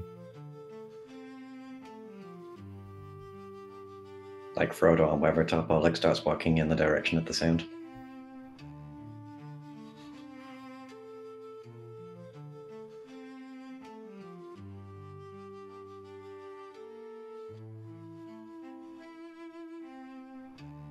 What does the group do? Oleg's walking away from you all. Throg will try to I catch really up to don't him. know what else I need. Throg will try to catch up to him and pull him back. We can't go. If you're insistent on going there, we should probably stock up first. There's no telling what kind of creatures are there. It was not a bad. It's not a good place.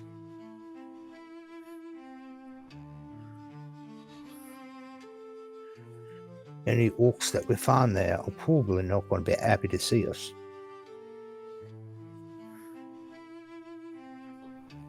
We have to go. We have to go now.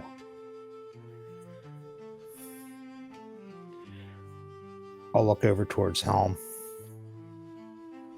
Kind of like,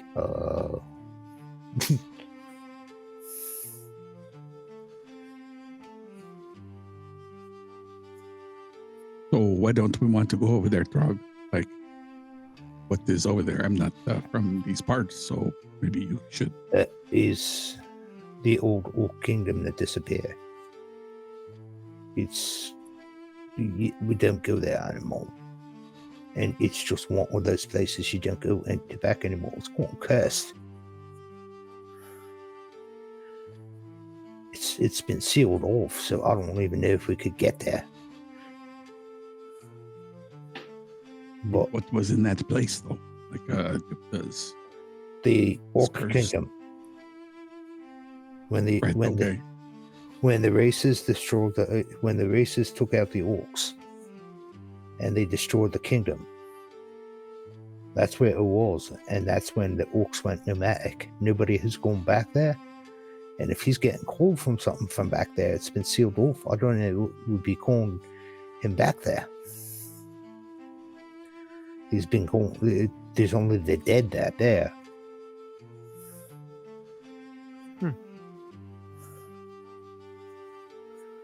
All right, 1 second. And Hal lopes along towards the individual moving towards these ruins. Hey, hang on. What is calling you this way? Like, why do you want to go here? Grog said it's nothing but cursed and spirits and the death from the Orc Kingdom. Like, what calls to you? Places a hand on his chest and says, "It's the same feeling as before."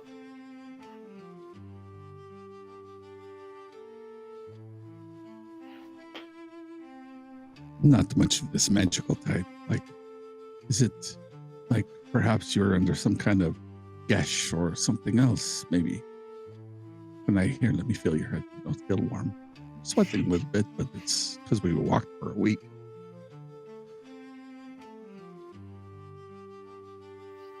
A week of walking will do it to you.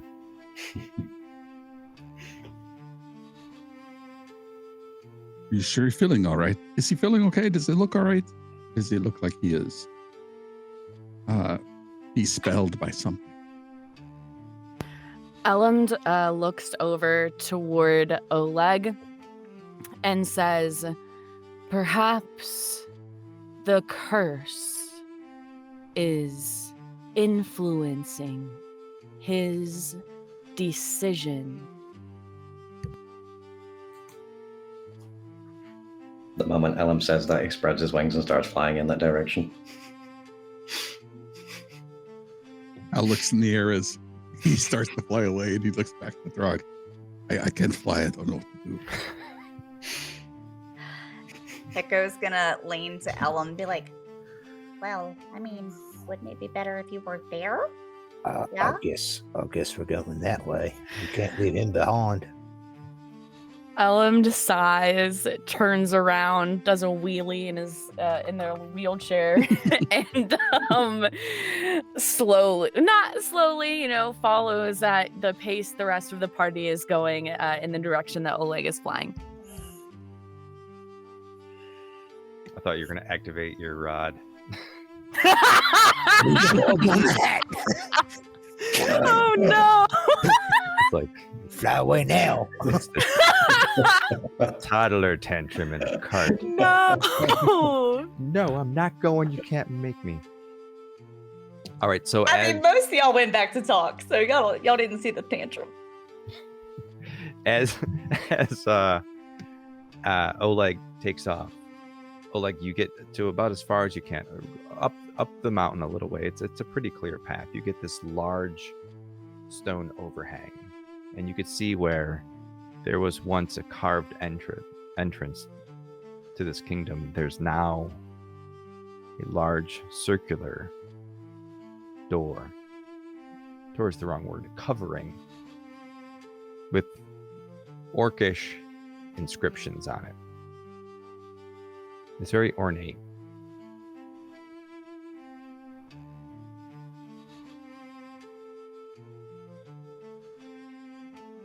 The rest of the group eventually catches up to you.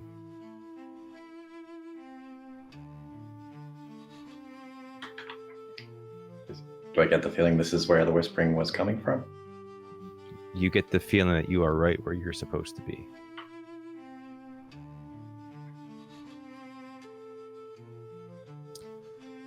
Echo, you're muted. I was just kidding. There you go.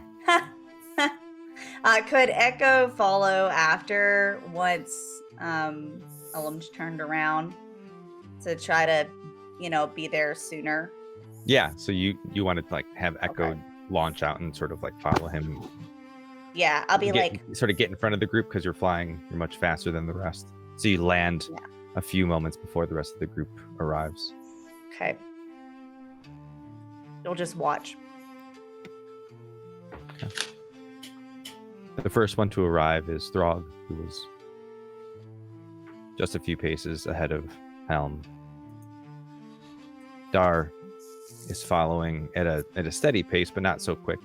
And then Elland is bringing up the rear in your cart. Dust kicking up behind your wheels as your newly reinforced cart hurries up the path. I will read the door quietly, like silently, not out loud. Okay. First. Just in case it's one of those speak, friend, and enter type deals. Mm-hmm. So as you look at the door,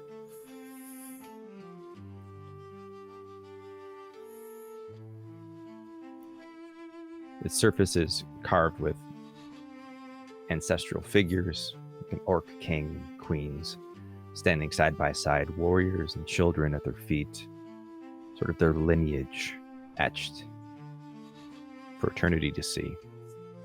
The shallow stone bowl rests to the side, darkened with age. 3 massive rings of glyphs lock this large stone slab in place.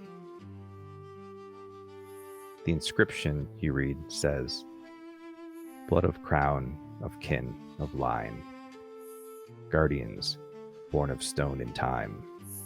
No stranger's hand these halls shall claim, nor thieves unbound by royal name."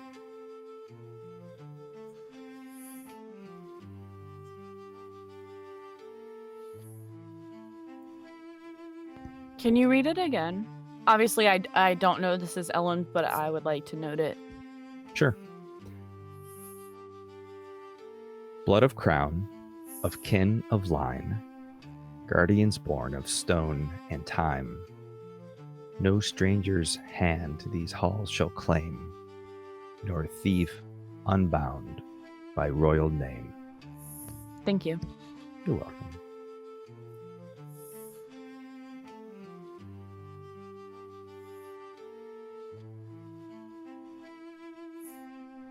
I'll turn to Oleg and say, "I told you it was sealed off. We need royal blood. Unless you got a pint or 2 in your bag, I don't think we're going to get in." No, this is it. This is the place. There has to be a way forward. Unless it's going to happen out here, we're not getting in there. The king was killed. His whole line, all these people on this thing, they were butchered.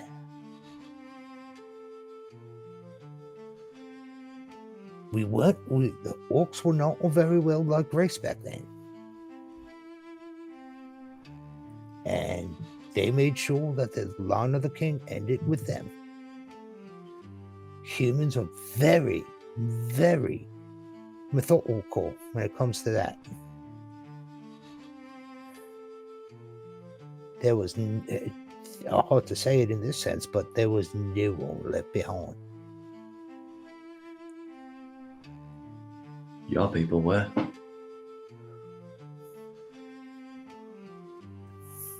Not all the royal line. I can tell you that. My father was a blacksmith. My mother was a Well, whore. how long ago did it happen? A long time ago. So, there could have been, someone that was of royal blood that was, picking flowers outside, right? And then, everyone was killed. So, and then they had a bunch of babies, and then they had a blacksmith. What if you're royal blood? Yeah, let's just think about this for a second. Perhaps maybe if you are royal blood, what are you supposed to do to get in? Do you give it a hug? Do you put your face on it? Do you put your hand up to it? Do you yell really loud? Let's pretend for a moment. You said there was that's hard to a believe. black bowl on the Yes. side. Is there a niche that bowl would go in? It's part of the wall. It's part of this whole structure. It's just there. Dar, as you walk up on the group debating on the next move, you are struck by the energy coming off of this slab in place. You feel the magic emanating from this door.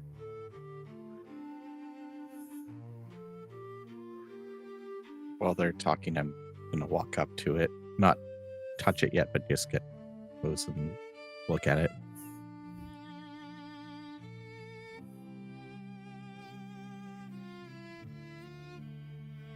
And when there's kind of a lull in the conversation, I'll just turn back and there is a lot of magic coming from this.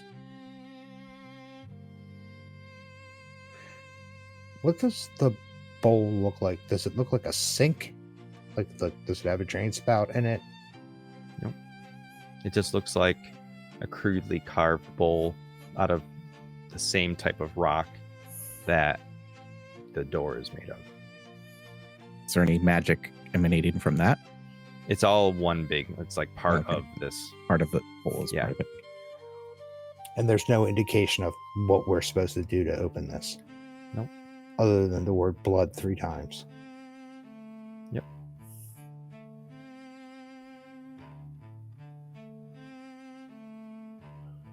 You really need to get in here, Oleg. Oleg pulls a knife from his pocket and cuts his finger and tries to give his own blood for the bowl. As you drip blood into the bowl,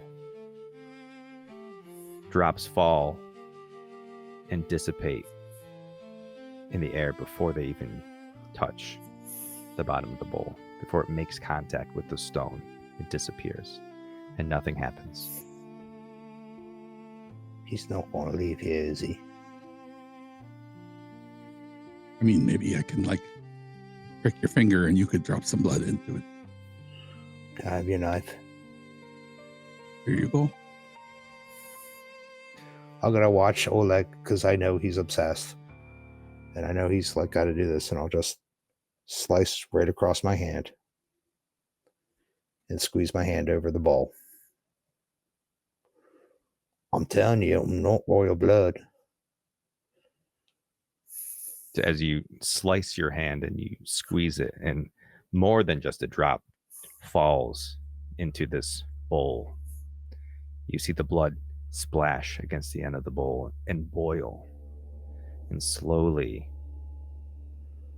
nothing is left but a black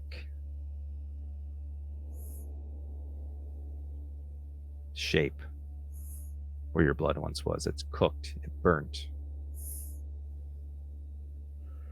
I'll wipe off Homp's knife and hand it back to him. Suddenly, the carved figures on the door seem to move. The etched kings and queens lower their weapons in recognition. The rings begin to slowly turn, stone against stone, until a single rune burns across the vault. Door. The gate shutters, splits open. The sound of cracking earth can be heard, and from within, air spills out cold and stale, laden with iron and centuries of silence. At its heart, glimpse of faint hum, barely audible and pulsing.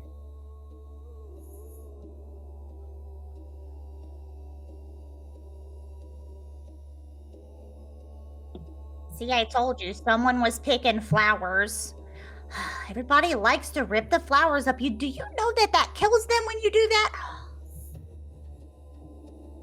I will take the dagger back and he will put it in his dagger sheath and he will smile and kind of take a few steps forward before he looks back and smiles towards Throg and says, "See, I told you you were a royal pagan. Yes. Just go Look see what's over in it, there." Oleg.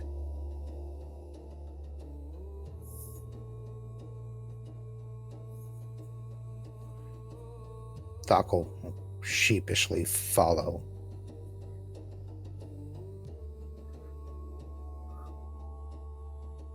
Is everyone going into the cave?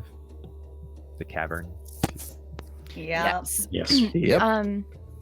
If it's all right, I would also like to ask what Elend in particular like feels from the strength of the magic that is involved with the stone archway. You know, if anything is familiar, makes them think of something, or if possibly like anything makes them like uncomfortable.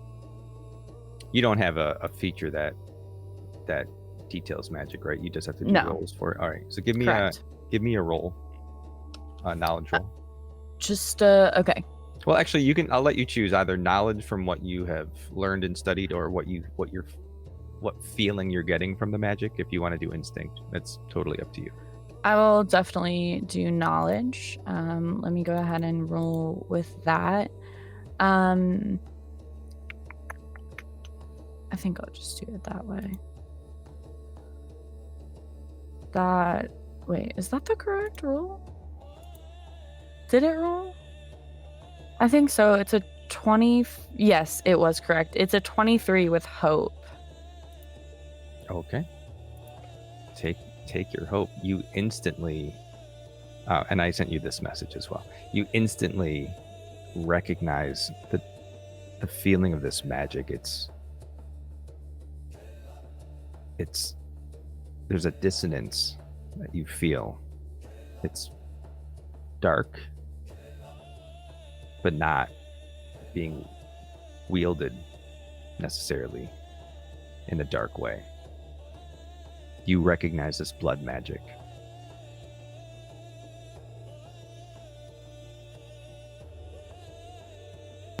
Okay. Wait.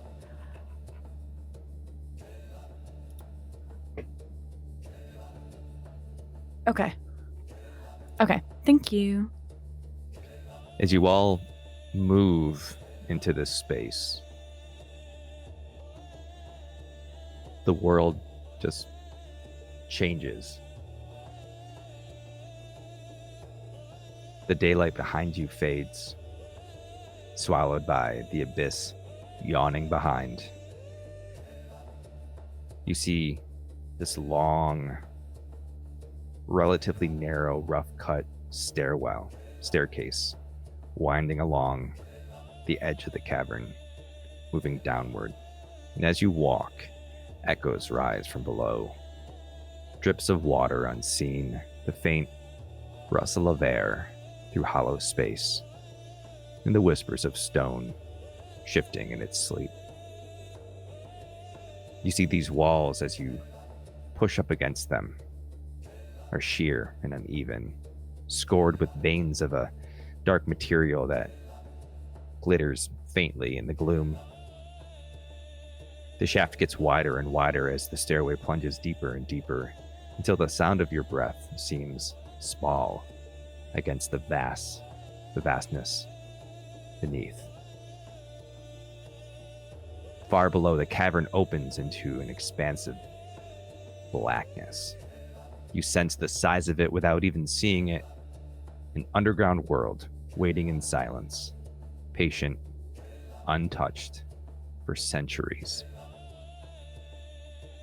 The weight of history presses from all sides. Whether by spell or claw or courage, you descend slowly. It's tense, filled with the awareness that even a single misstep could send any of you tumbling into the darkness below. The only certainty is this: when at last your feet find the ground and no more steps, you will not be standing there alone. You'll be standing in the hollowed heart of can't even say the name of this place. Golfathar. Said it like 5 times during this. It is cursed. the city of the orcs, long lost and never truly abandoned. And as you make your way down, as you get to the bottom of this staircase, you feel the crunching loose gravel, some fractured stone. The sound echoes far too long. The hollow is so vast it swallows the edge of your vision. Golvathar spreads before you like a city entombed in shadow. Colossal stone pillars, carved by orcish hands, rise into the dark and vanish beyond sight.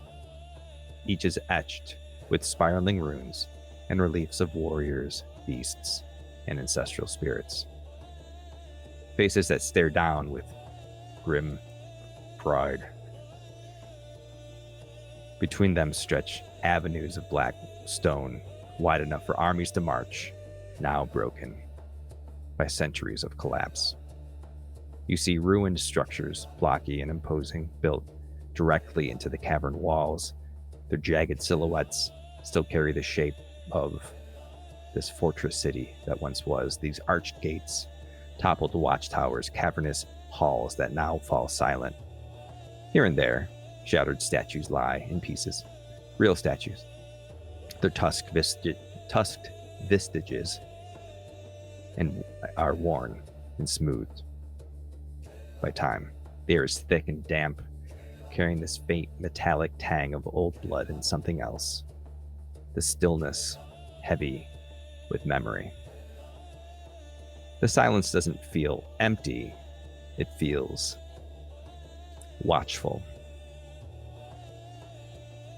At the far edge of your sight looms this massive gate, its doors sundered and sealed by rubble, once guarding vaults, and now lies in darkness. And yet, that whisper still stirs at the edge of hearing. Not words, not that you're sure of, but the echoes of a people silenced, a slaughter unatoned. The deeper you step into Golvathar, the closer you come to waking its ghosts.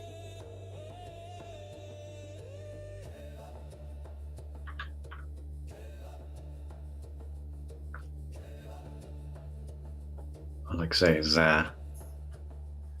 we must have faith in each other and in the gods. They're leading us.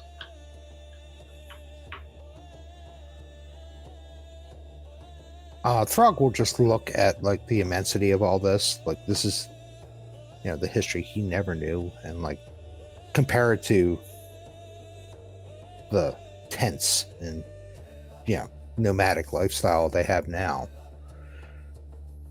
But when Oleg speaks, he does nod. But he's just looking around. Yeah, his expression's kind of weird. It's like fear and awe and a bit of pride. But he's just kind of, yeah, this is like discovering a forgotten history.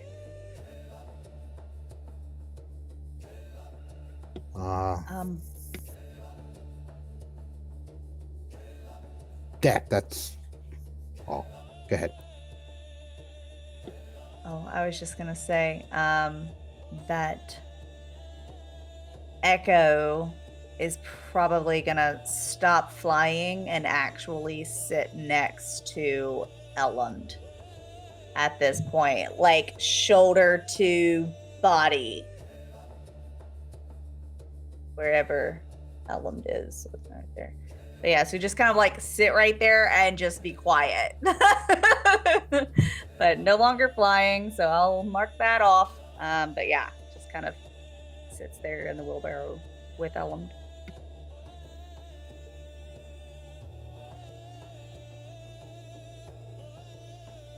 You stand in this open space, quiet.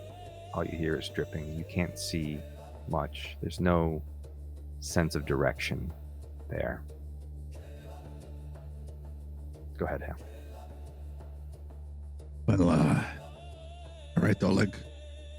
What do the voices in your head say we need to do now?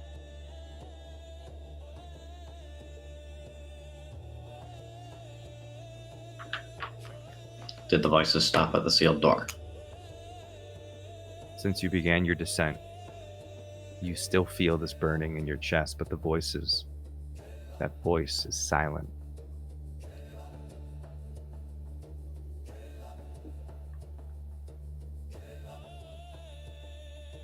The gods like to speak in riddles, like a coin purse that won't open, for example.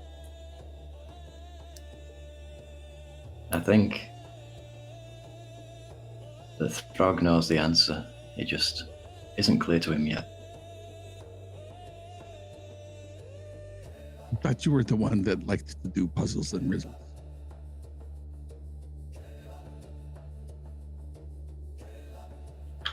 I'm terrible at riddles. What was the blackened shape in the bottom of the bowl after the whole? It was boiling? just the splat of the blood. Okay.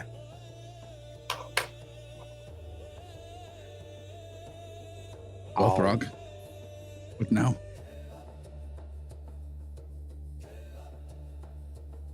What?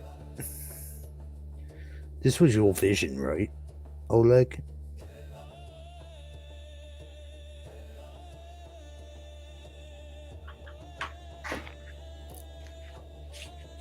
I saw it on the ground. Give me a moment, sorry.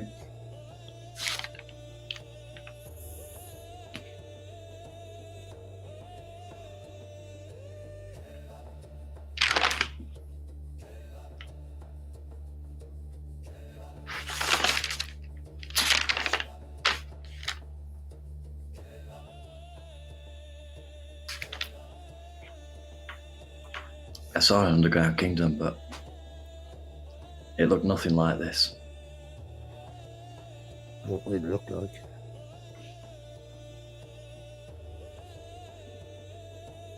There was more growth and life.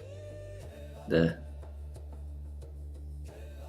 area was glowing with, I assume, flora, but maybe fauna. This is cold, empty. Must be something else we will do here then. He'll start towards the castle. It's a castle, right? Yeah, it's a sort of a fortress into the center. He'll start towards the gate.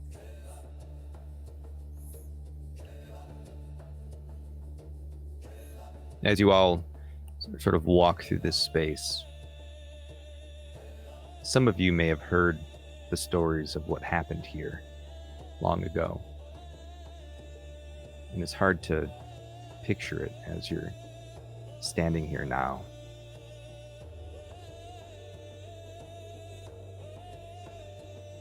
Has anyone heard the stories of what happened here long ago? I doubt it. Dara is essentially like an infant, right? That's so true. Poor Electric Dar. infant. I'm only a few months old, pretty much. Oh no. I didn't even know what coins were.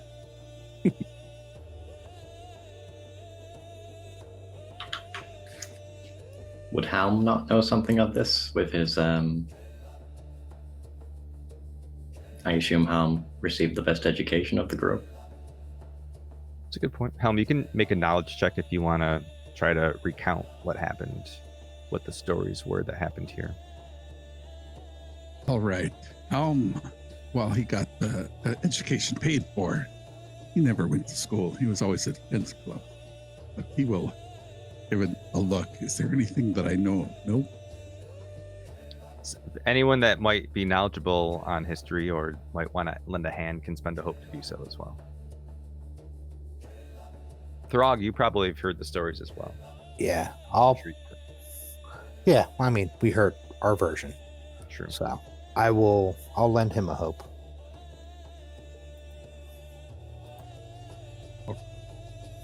Let's see what happened. That's not very much. That is Since I brought us here, I'll spend a prayer die to give you a +3 to the roll. Okay. Still not very much. That is 5, 6, 7, 8 with fear. 8 I'll- with fear. Is that I'll- with advantage? Yes. What were you gonna say, Throg?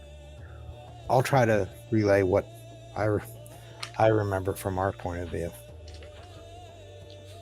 All right, let's do this. Why don't you also roll a knowledge roll Okay. with advantage, and then however these rolls work together is what version of the story is going to come out. I'm not seeing or hearing Helm anymore. I'm gonna refresh the page, maybe. Yeah, that helped last time for me. I got a 10 with hope. So, as you're walking in this space, Helm starts to recount this story that he kind of like half remembers from school, like the broad strokes, like long ago when the orcs held the heart of Valtheros, the kingdoms rose up against them. That there's like this great element that moved in from Corvallis, and on the march towards Golvathar, they picked up the armies of the Pact Lands and marched into this place. And Throg throws in his added sense of this was a massacre that was unprompted. There was a deception, and through that deception, there were no armies here. And as you're talking, Helm's like, well, I heard that there was a great war. It was a great battle. And those who came here to defeat the orcs were hailed as these big heroes that just eradicated the orc army and pushed the orcs out. Once they were done,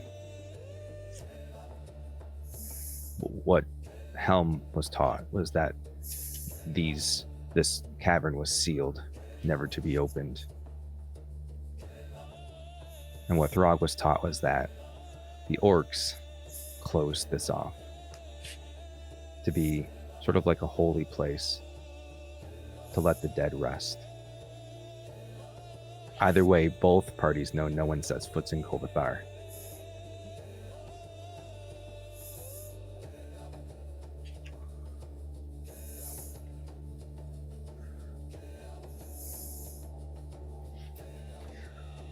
And as you tell the story,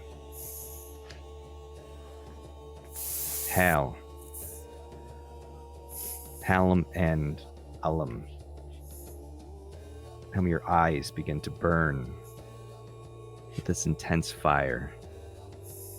Ullum, the top of your head also begins to, this sensation, this pull from the marks where the divine beams struck you.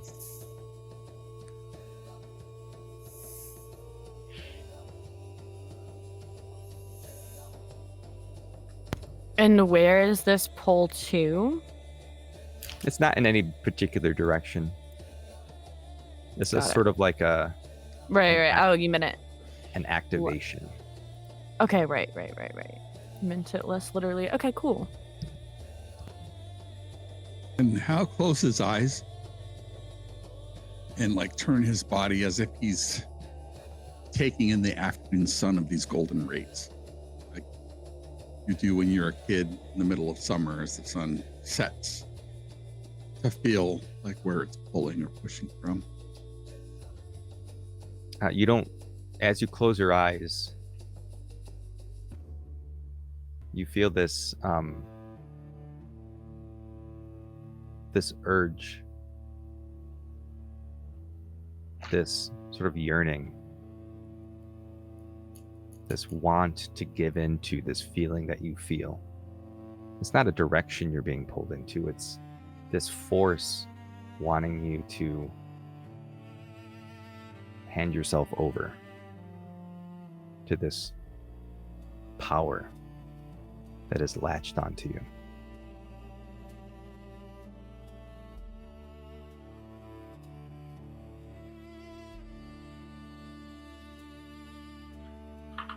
Al is very instinctual, not instinctual. He does a lot of stuff with gut feeling, so he'll give in to this feeling, like it's led him to Lunessra, and he carved his own path, and so like, oh, it must be something good. Come on, what's the worst?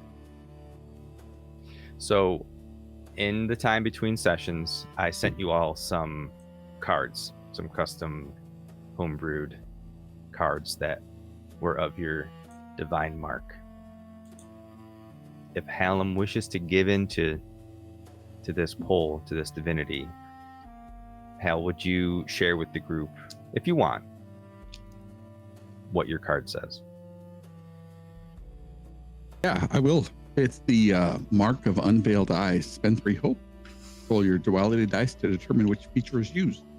With hope, I see a specific truth about the world until the next scene. Then Ghost will narrate what this truth is and how it is displayed to me. And with fear, I look into the eyes of any mortal creature. It must mark distress as you alter a fundamental belief they hold true. And I think I'll be looking at Throg at this point. Okay. So I will do that since I'm maxed out on fear. Okay. You're maxed out on fear. I will roll my hope dice, hoping that is good. You roll both? Oh, you rolled a 3 and fear, is that what you said? Oh, you spent 3. I spend 3 hope, roll my duality dice. So yes, I roll all of them. Whichever is higher. So it doesn't matter the total, whichever is higher, hope or fear. Mm-hmm. That is 50-50. Fear. Ooh. And I alter Throg's. So Throg needs to mark a stress, and he's telling his side of the story, and I'm telling my side of the story. And I look into his eyes, and my eyes flash that golden color that he received. His eyes are no longer green; they're now that gold, and his eyes will flash, and Throg will recondition his synapses to remember my version of the story. All right, so you have just used hold on. You've used the power of the mark that you gave into to change Throg's belief of the events that transpired here. For all intents and purposes, Throg, from now on, you believe that this was Hero's March. This element from Corvallis came and wiped out the orcs in a valiant way. In a fair fight, so to speak, completely contrary to what you were raised to believe. How does that make Throg feel as this realization comes, standing in this place where previously he was just feeling this pride for this history that he has?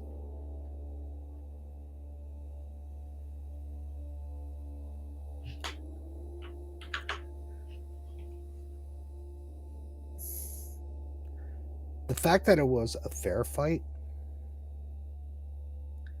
and it was just a lost battle and not the massacre he was actually raised to believe it was, with the armies being out, like supposedly on the fields of, meeting on the field of honor in that very field that we were just crossing for a week, and then them coming home to an ambush in their own home.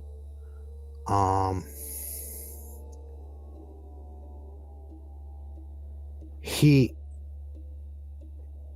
is slightly slightly conflicted. He does feel a huge amount of guilt for his species, for perpetrating that. It was like an unfair slaughter, women and babies butchered in their sleep, that sort of thing. but at the same time, the honorable battle part, where it was a fair fight, gives him a little bit more hope with what he's actually sent to the capital to do. Mm-hmm. You know, his underlying mission.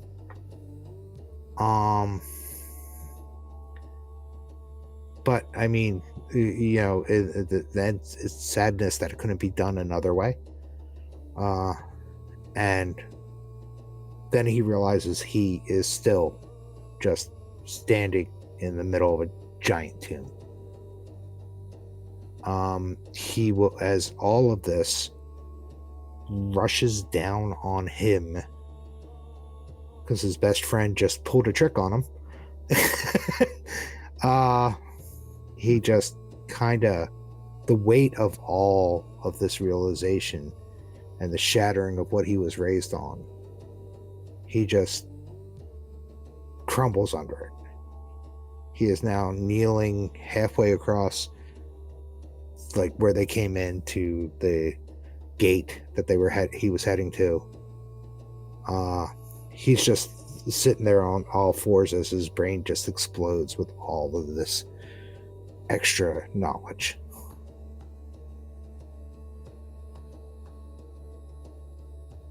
So as you stand there in this darkness with this...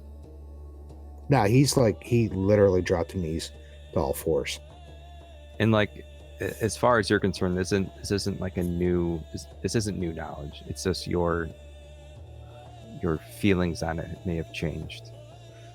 And as you're kneeling in this space, and Hal is standing there looking down, what's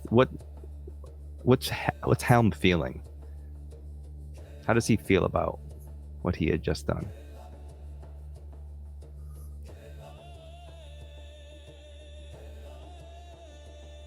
I think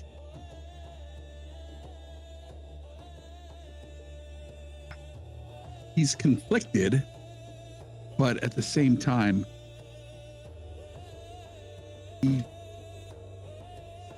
he takes what he has learned and mixes with what he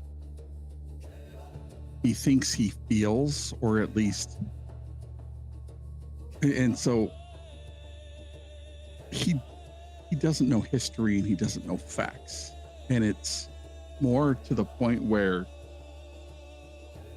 he wants to convince Throg that he's book smart and learned, and when this feeling comes upon him, he feels like he needs to prop himself up because he hears his parents comparing him to his sister and how bright and smart and thoughtful and accomplished she's going to be, and he could never be that person in their eyes.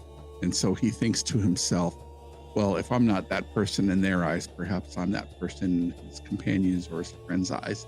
And he hooks on to this feeling like, I can change the way people think about me, and I'm smart and knowledgeable about this event that occurred here, and I want Throg to have that impression of me, like, wow, this guy knows his stuff. He knows, he's actually smart. He's not a thief and a con artist. He's actually somebody who knows this, and he'll latches onto it. And then when he sees the realization dawn in Throg's eyes, he'll think to himself like, oh shit, what have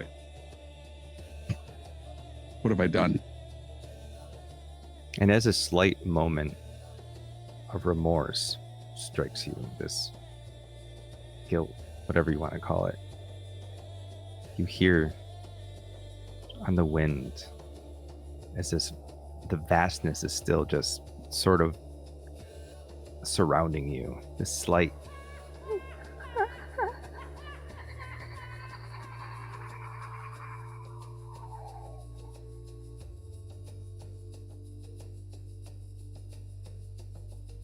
Elland, you also feel the weight of that pull. This urge, this calling for you to give in to this divinity.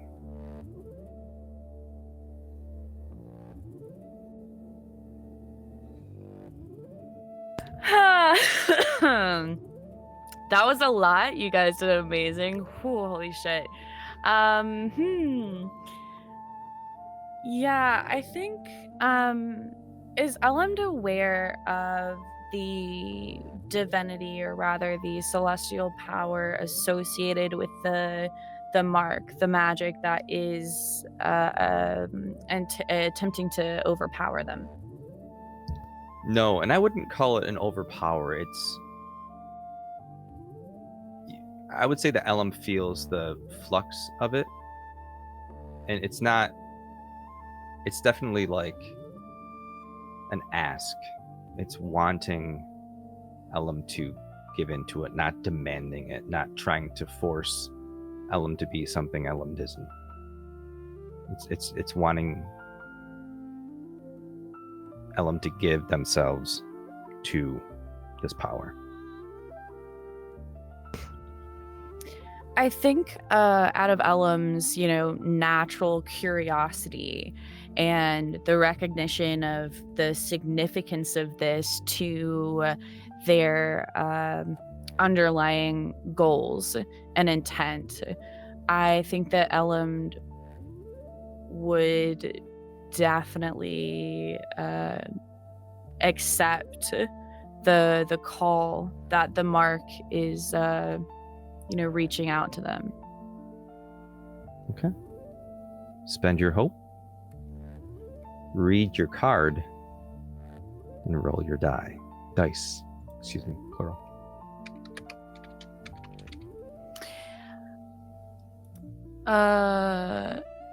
Yes. So my card of the divine mark is the mark of the whispering mind.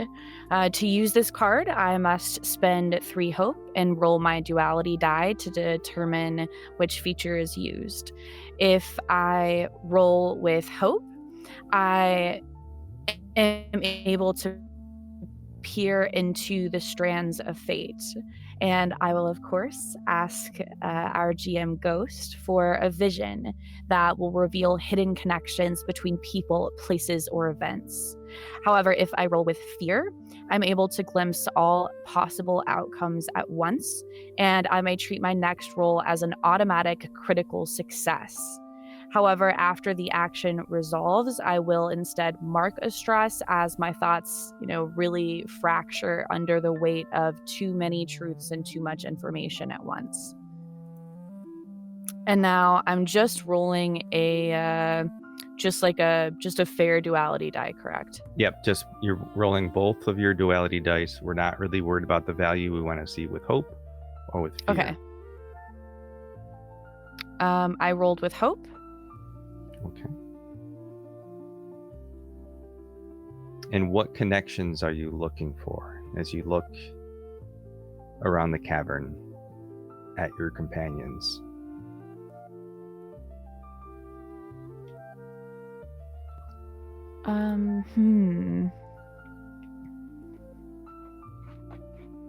You don't have to be very specific, but if there is something that you're looking for. Right. Which I really think there is.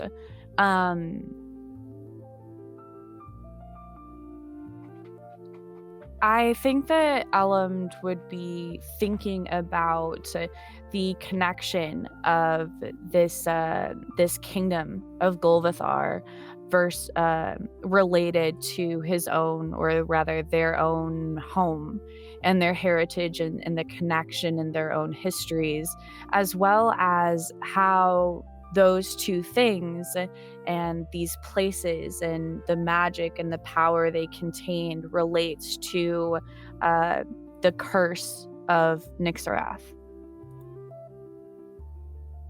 So you're trying to find connections between Elend is trying to find connections between Elend, where Elend is from, Golvathar, and Nixarath. Yes. Sort of how that flows. Okay. So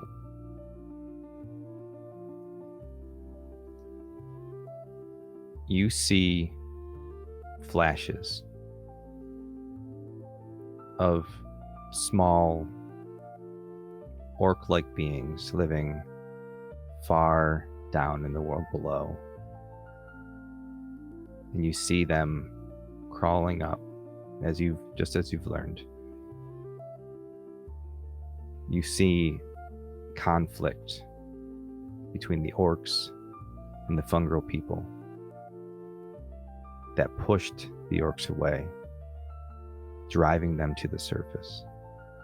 You see a millennia pass as these orcs grow in size and multiply and settle into this world, building Golvathar, this carved kingdom beneath a mountain. You see in this space, at this time, a kingdom full of life, with glowing moss, mushrooms, with crops growing with very little sunlight. You see families running, playing. You see an honorable, peaceful existence. You see ambition as they push out, forced to expand as their walls can no longer contain what they've built. You see wars break out over contested lands,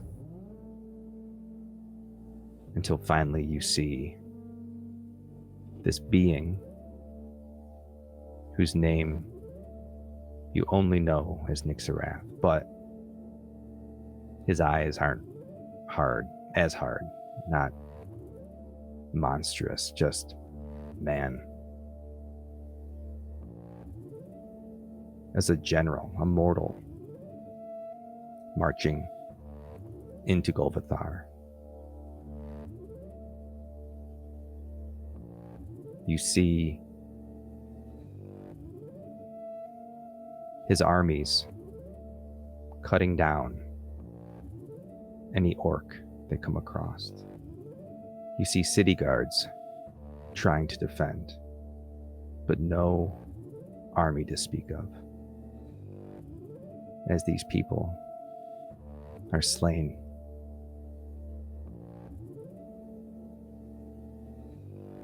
You see these figures watching, almost on another plane, almost there but not there. You see smiles on their faces as these souls are delivered into the next plane, as war fuels Dravos. You see the Orcish queen scrambling as she runs where the rubble is in the back to get into a vault to save herself. She closes the vault door, clutching her necklace that glows with a pale light. As the door closes,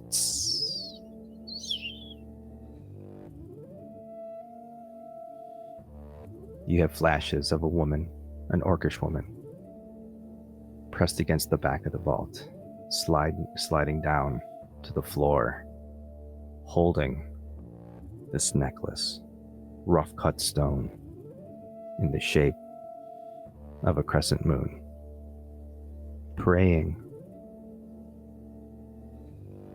as she realizes that the vault door only opens from the outside. And as the air thins and her vision grows dark, you see her last moments. And then there's nothing.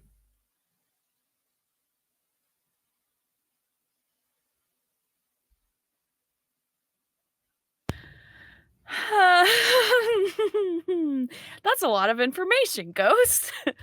I know. You just see me over here. Oh my gosh. Wow. Okay. Let's start here. What do you communicate to the rest of the group? So I'm going through these. So I think that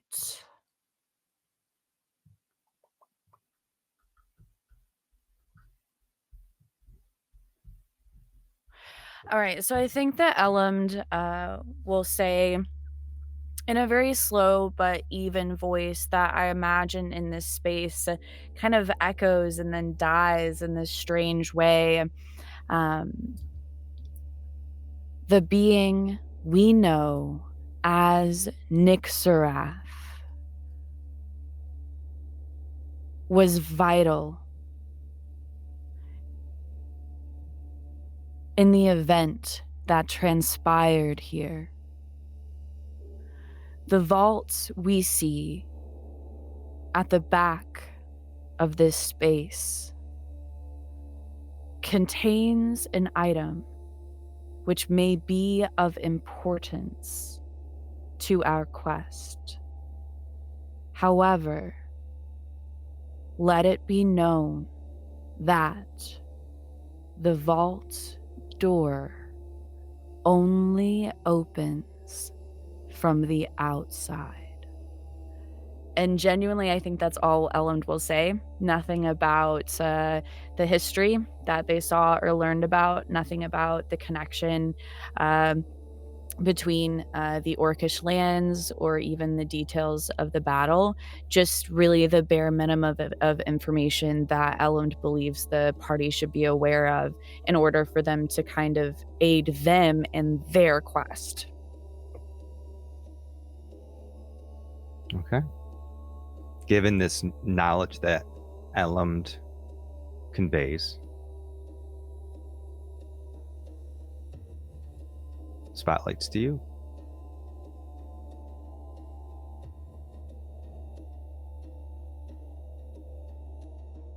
Elm will look towards Throg, give him a sad smile, and then look back towards Elm and say, well,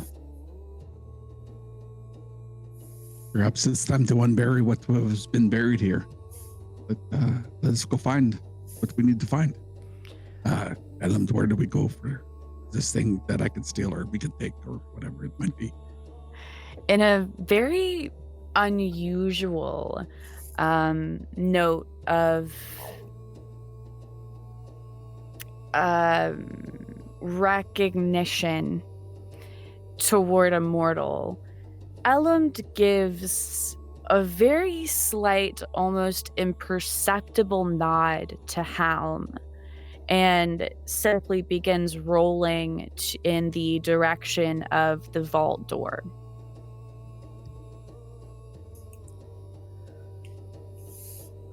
Throg will pull himself up. He will get back to his feet.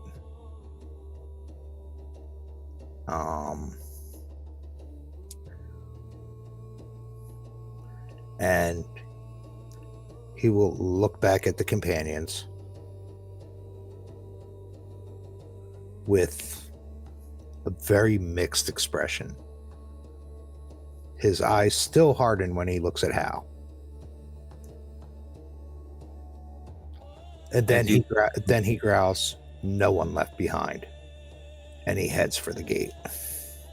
As you look back at your companions, everyone seems to be moving in just utter darkness. You can see fairly well. Elland can see fairly well.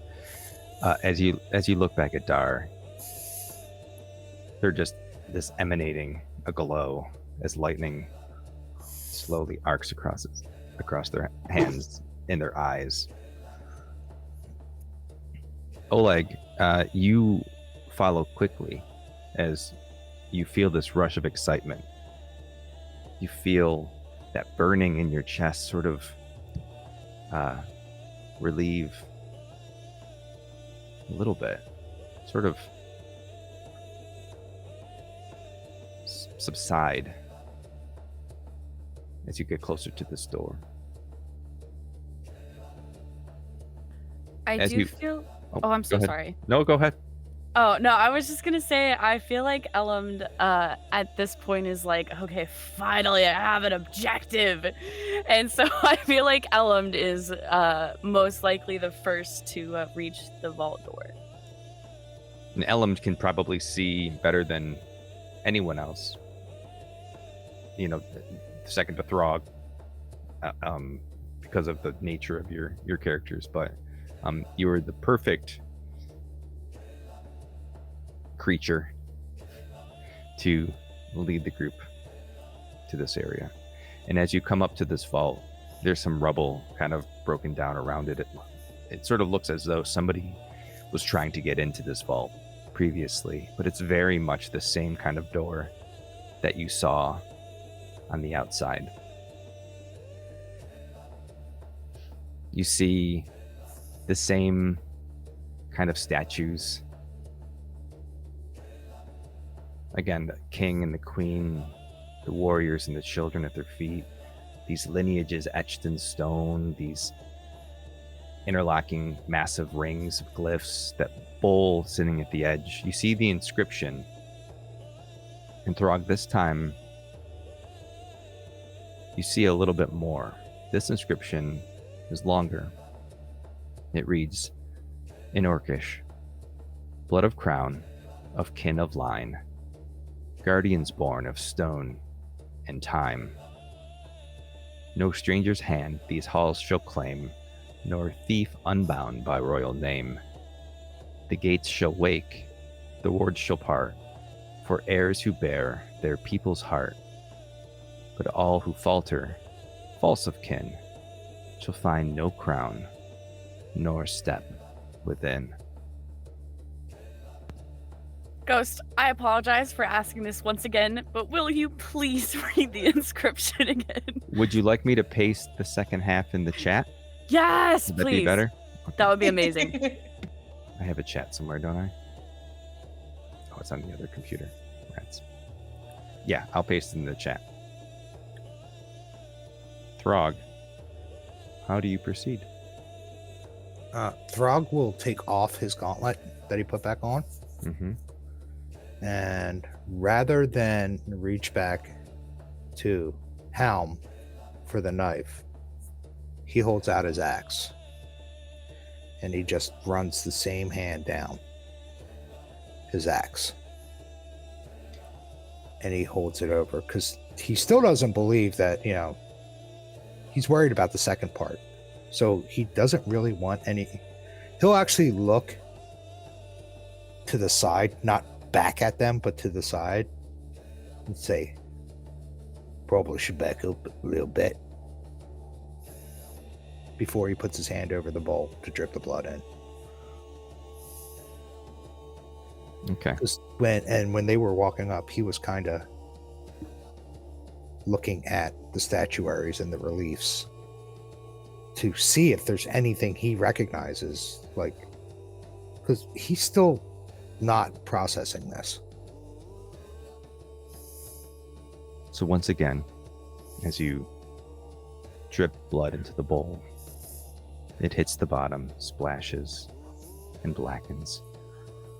And once again, the rings begin to turn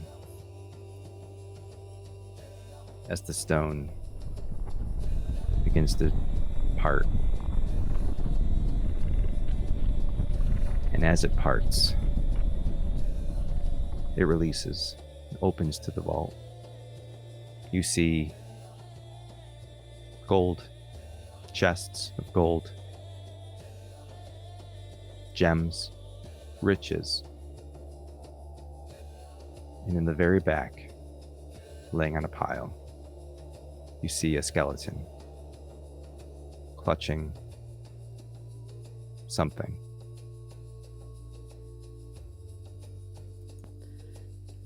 So again, I think that Elmd is going to push themselves forward and toward the direction of the skeleton, and I would like to observe, obviously, the skeleton who Elmd clearly recognizes, and the necklace itself with the crescent-shaped gem. To possibly, obviously, Elmd doesn't seem to recognize this historically, which makes sense. But maybe to be able to determine if there is any magic to it. And I think as they're doing this, they're going to go ahead and reach over and part this necklace from its previous owner. Okay. So you're gonna pick the necklace up. So you're gonna touch it. I'm gonna touch it. As you reach down to the necklace and grab it, it burns your hand. You recoil back as it falls back to the ground. You feel the energy emanating off this. You recognize that this is a powerful something, but you also recognize that this was not meant for you.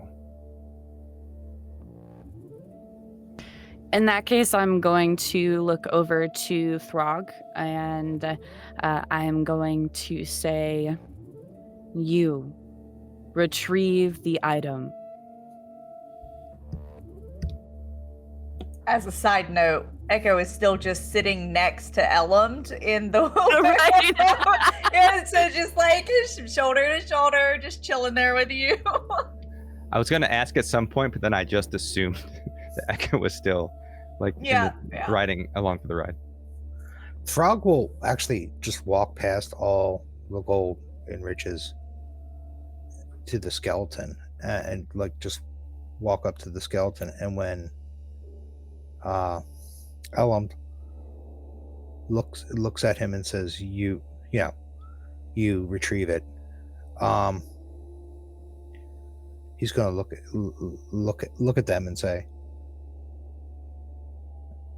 who is it?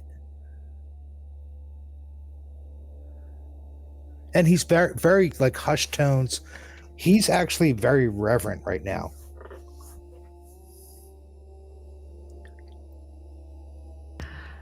So, Elmd is only going to say, she was a queen.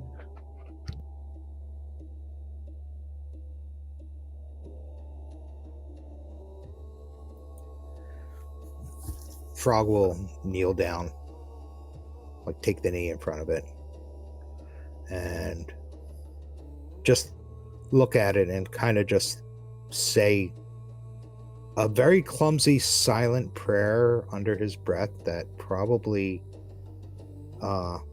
Echo and Elmd are probably the only two that'll be able to hear what he's saying, depending on how good their hearing is. And then when he's done, he will bow his head and then pick up the necklace. You did say it was a necklace, right? Yeah, it is. It is a rough cut stone in the shape of a crescent moon. Okay, so he'll pick up the necklace and then stand up. As you reach down and grab the stone, just now sort of resting in the bones of the remains of whomever this queen was. You notice the small crown laying with the remains, and as you pick it up, this feeling of connection that you anticipate being so close to your ancestors so long ago is interrupted by the searing pain in your hand, felt even through your gauntlet as you drop the stone.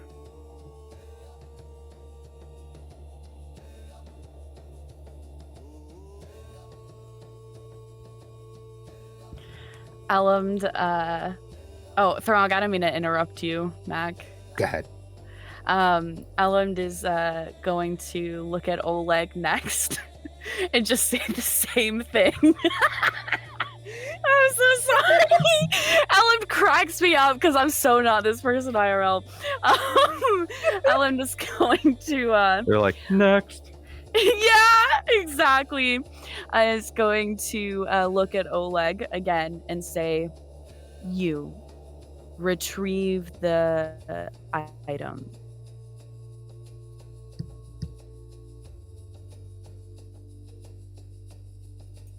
Frog will move out of the way after he grabs the crown, I guess.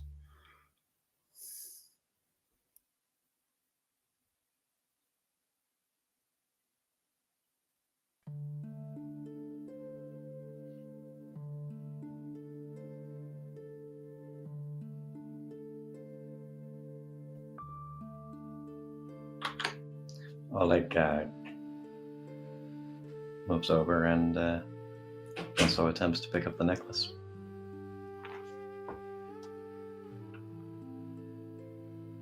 Oleg, as you move closer to the necklace, you feel this relief from your mark as the burning begins to subside. As you reach down, you pick up this rough cut, there we go, stone in the shape of a pale moon, a crescent moon. And you feel this joy for everything that your goddess has given you. A second chance at life. You feel, even through all of the insanity in Lunessra, and even through what Raish said, the words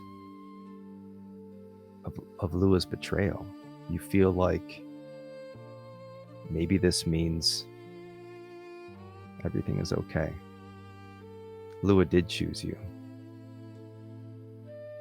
And as you grasp that rough cut, why can't I say this? That rough cut stone in your hand, suddenly the room is filled with bright, radiant light. And from behind you, you hear a voice say, Oleg,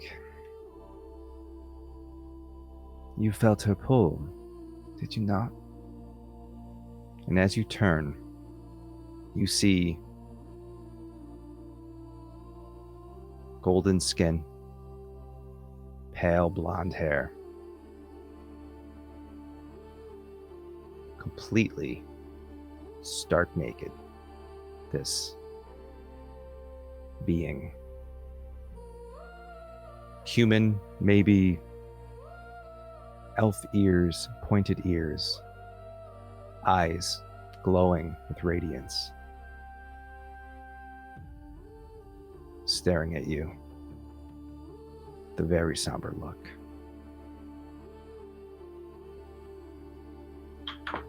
They say that trinket of pale stone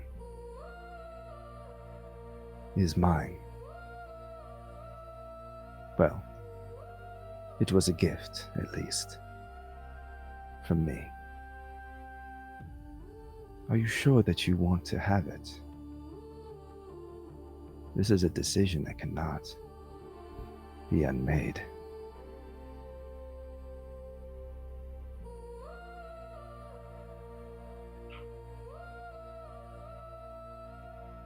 Does Oleg recognize this? You've never met this figure before? You recognize. Give me a history. Give me a knowledge roll. Oh, we are not good at that.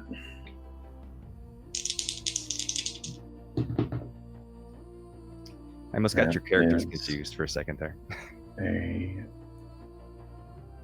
a 17 with fear.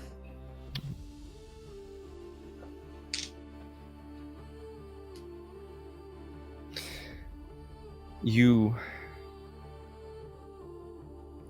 recognize this being not from experience, but from teachings, from lore that your people have passed from generation to generation. And in that moment, your heart quickens. You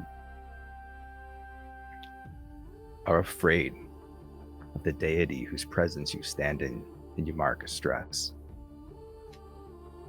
As you find yourself face to face with Solaris, the god of the sun,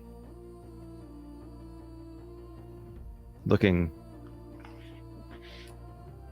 much sadder than you would imagine a sun god would look. They say, "That was a gift of my love, a moonstone necklace carved from,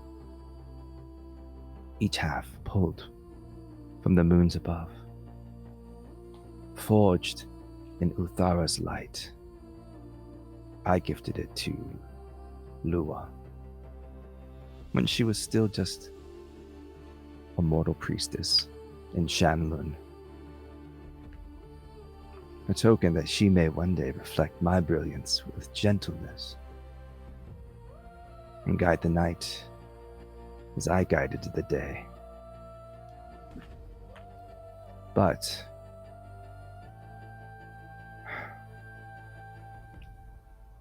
she has betrayed me.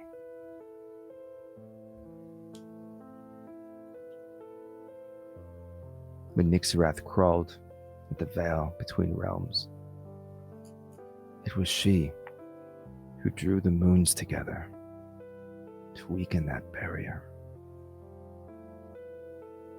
I don't know why she wished to no longer reflect my light, but to shine on her own, to loosen him into the world so that she might prove she was more than my reflection. That's a betrayal of us all. But you wonder why she marked you, don't you? It's not because you were her knight. It's because you are her reflection. You are a betrayer as well, aren't you, Oleg? Do your friends know of your misdeeds?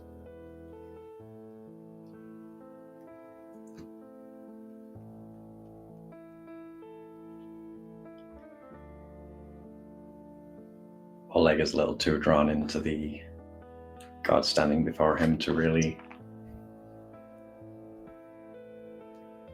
take in what has just been revealed to the group, even though he's aware that they heard it.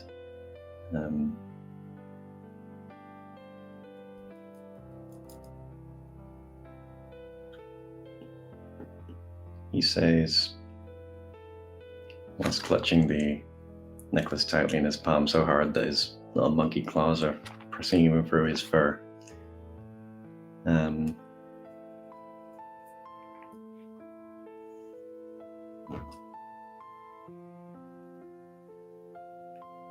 I the dusk, and you the dawn. And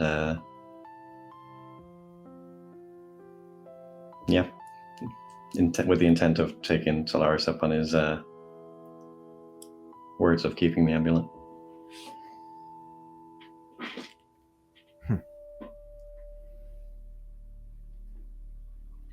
Oleg,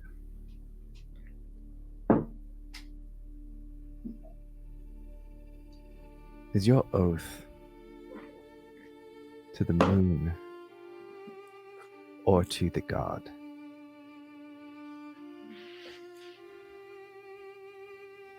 Lua is no longer the goddess of the moon. She has chosen her side. She has chosen the Shattered One. She is a betrayer god. But you are a betrayer knight, aren't you? When you picked up arms against your own kin, fighting under a Corvallis banner, your blade wet with blood of Samaya driven from the wilds. The day you That was threw long your ago. weapon aside. It was. You threw your weapon aside, didn't you? The shame that you felt? What did you do next? You found refuge in the kindness of others.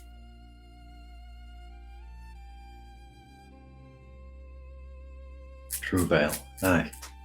I was done with all this. You did. And what happened? The kindness that they showed you. They took you in as one of their own. Rhett and Myra were the names, I believe. Oh, and little Lena. And that night, that kindness was punished.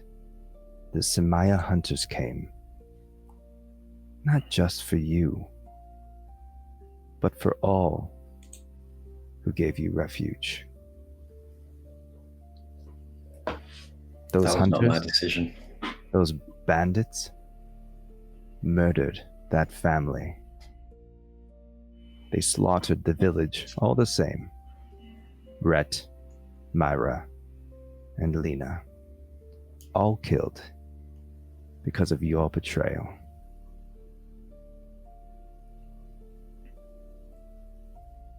Lua saw in you a mirror of herself, one who betrayed his own for a chance at more. That is why she claimed you. That is why her mark burns in you now.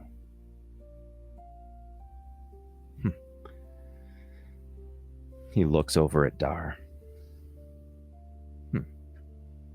You have a bit of the Tempest in you. You're familiar with Lena, are you not? Yes.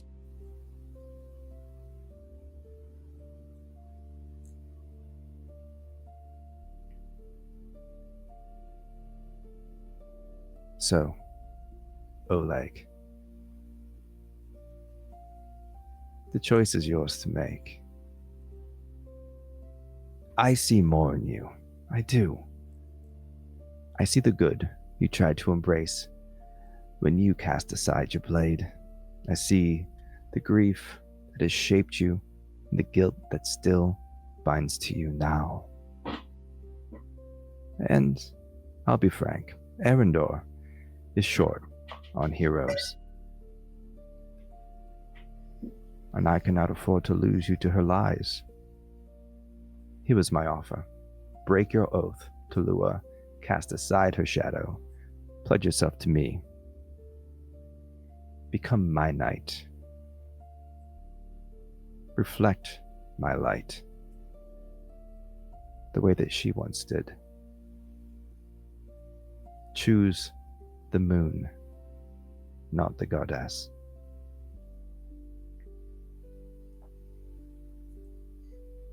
Oleg looks towards Dar, and then to the sash that he keeps around his waist, and then over to Throgan the skeleton, and says to Solaris, I'm not a hero, but maybe I can be a knight.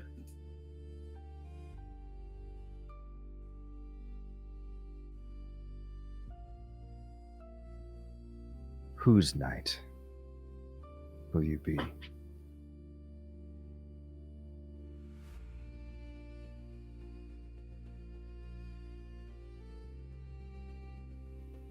That of the people.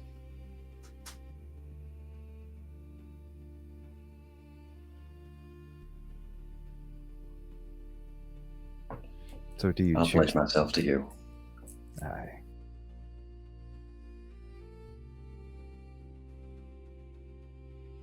That makes me very happy.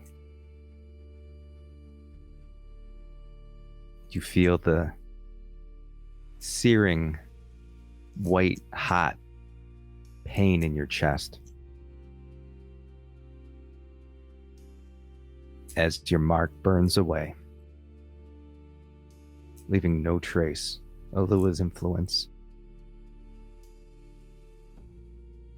And as Stellaris walks over to you, reaches out a hand, and places it on your head, he says, "Everything will be fine in the end. All of your sins are forgiven. You will become the avatar of the moon. You will reflect my light from now until forevermore."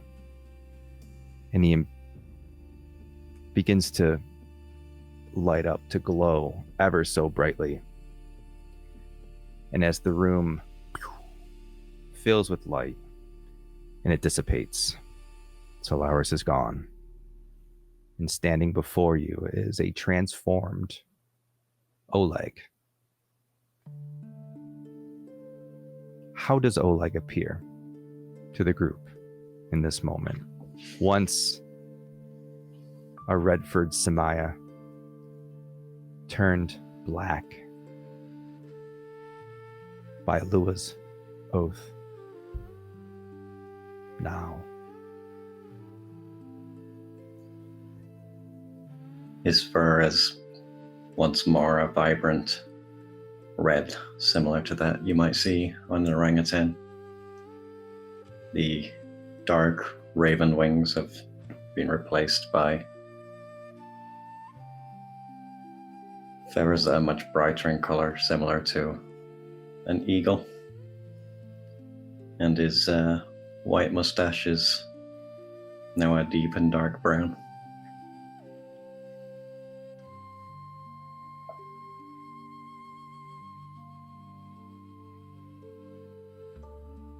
That's all I got.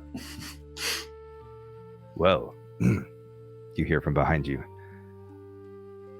Well, that was intense, wasn't that? Was that intense? And you turn around and you see Thal Reese joining you late to the party. I'm sorry, I didn't want to say anything. You were really in the moment there. Wow, you found the first scar. Well done. It's only been a week. I'm very impressed.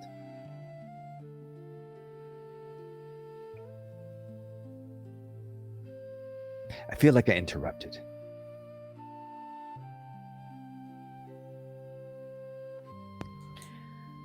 Elmd is going to look at Raish and ask, where is the next? Well, I don't know. That's really up to you, isn't it?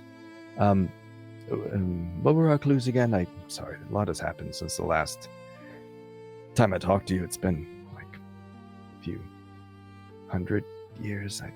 It's hard to keep track of. There was some talk of Ragos, I remember, a blackened space, a forest, a lush green glowing forest, a grove, I believe, as well. Some of these do seem like a lot of these seem to be pointing to Ragos. I don't know for sure, of course, but it seems to be maybe a good place to start. I don't know. He looks over at Dar. I'm really unsure about yours, to be honest with you. You seem to be having visions of other people's. I don't know. Anyway. Dar finally takes his eyes off of Oleg and looks over at him.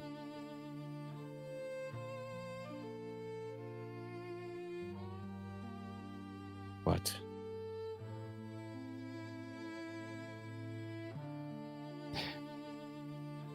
I'm sorry, did you have something to say to Oleg? You looked like you were having a moment. Something.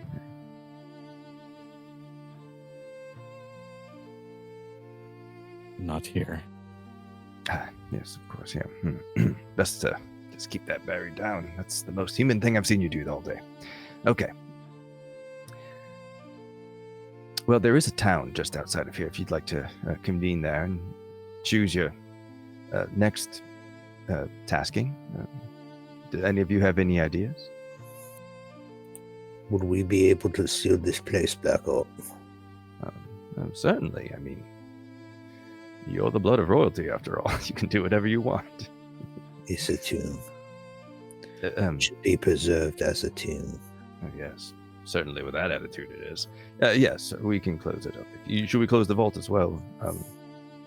Once we're all out of here, it doesn't open from the inside. Well, yes, that's true. It doesn't open from the inside. Don't want to learn that the hard way. Looks down at the remains on the ground. Anyway, looks like I missed all the fun. I thought for sure you'd go to Brackenford.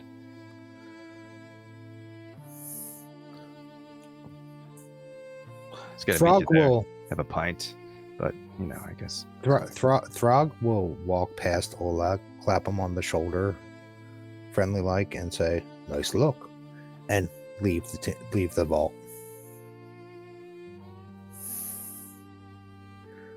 But stand in the way because I guess I'm the key. You could end this whole thing right now and just lock it. Mini-series over. Screw you guys, I'm going home. So great playing with you guys. Push Hom back in. No, I'm kidding. Oof. We got some bad blood going this tension. Echo's gonna kind of shoulder nudge, elbow Elumd, and kind of point his head towards the door as he continues to just sit next to in the wheelchair, wheelbarrow thing. Yeah.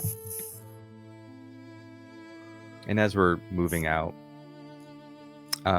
Raish is gonna walk next to Elumd and be like, "Hey, it's good to see you again. I've been thinking about your vision, and I feel like it's a different type of forest. You mentioned like a glow of some sort, right? Like I forget what you said. It feels a little bit more elvish to me. Yeah? No? What do you think? You saw it. I'm just, speculating based on what you said." Oh my gosh, I love him so much. So that's so interesting. That actually, oh wait, I'm looking at the wrong thing. So just a recap for everyone. Elumd saw a vision where I was standing in the middle of an ancient forest of tall trees. There was this very high canopy kind of just generating this emerald light, thick trunks obscuring the view in any direction, before undergrowth and shrubs, not really paths, no deer tails, never seeming to broaden. The air vibrating with the sound of unseen light beyond vision in this very densely populated growth. The ground soft, but not damp or foggy, almost welcoming, like a plush, like a living bed, like welcoming you to pause in your travels, to smell the flowers and the petrichor. But there's no sign of recent rain. There's just lush green. No foreign sounds, but far-off calls that are typically heard in forests. Voices, even at a whisper, would be intrusive to this space. There's an earthy smell of campfires, but no light signaling that presence, and overall, an overwhelming sense of serenity. So, yes, there was. So Elmond is going to say to Raish, it was an ancient forest, dense with growth, strangely silent. No paths, smells with no source.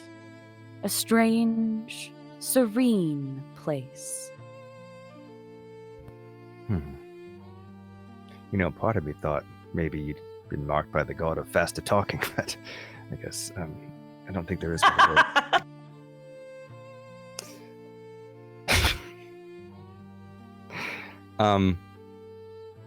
So as you're having a conversation and moving out of the space, and Throg is closing the doors behind you, I say it so casually, using blood magic to seal the thing, and you make your way back. Oh, yeah, just casual blood magic. Question for you. Did you want to take anything out of the vault before you seal it? Oleg would like to take the bones of the person they found the necklace on.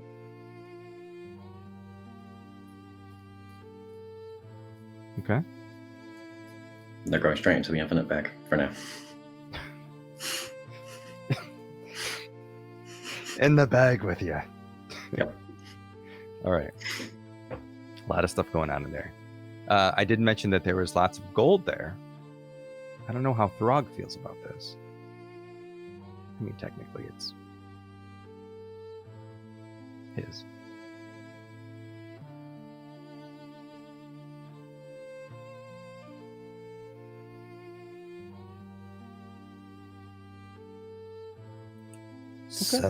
Suddenly I'm Harry Potter at that bank. The hell. Literally. Yeah, it's like Harry, welcome to Gringotts.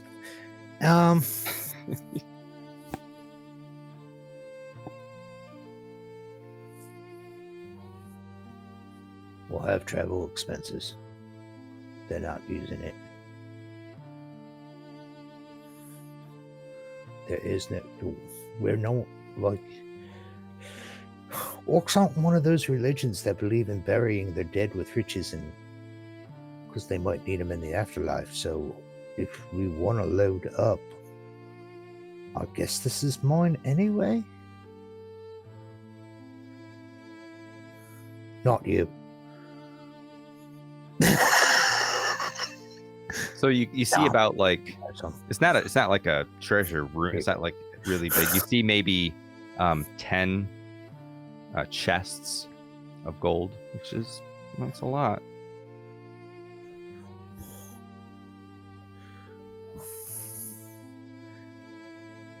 He will motion to Helm to help him with one of the chests. Like, are they like one person, two people? You can pick them up. So each chest contains like 10 bags. He's just gonna, when he stands next, when they're looking at the chest to pick up, he's just gonna like not even look at Helm, just say, "You had your version, I had mine. I'm guessing the truth is somewhere in between." And then I'll pick up a chest and come on now.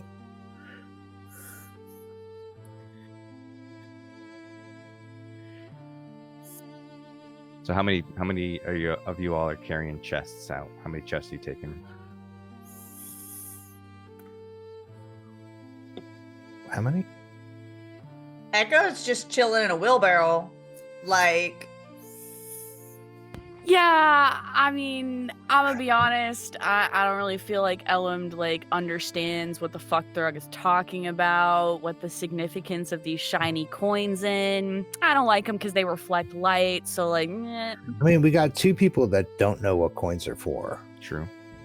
I we mean, could does put them Dark all in the count? bag, that carries all things. infinitely. OMG. It's Oleg's bag. He would have to agree to that.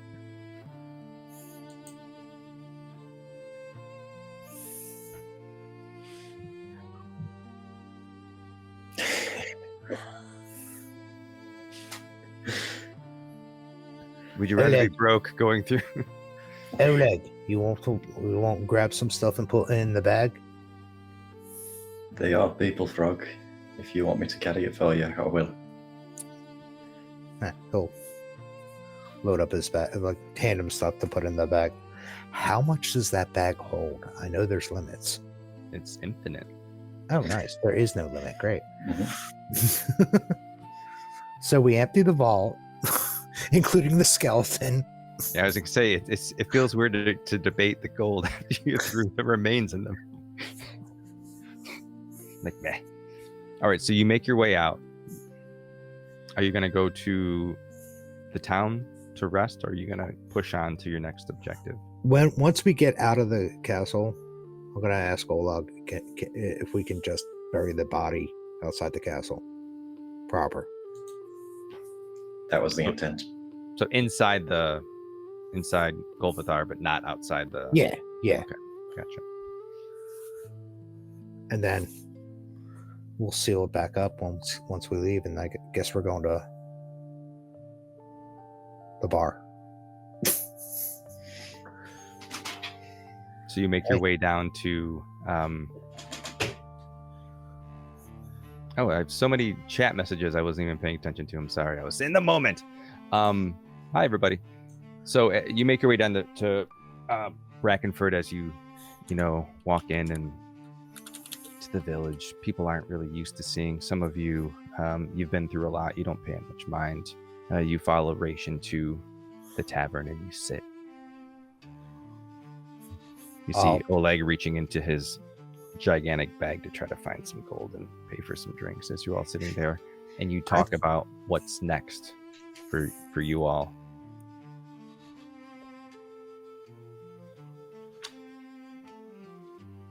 I thought the wizard was buying.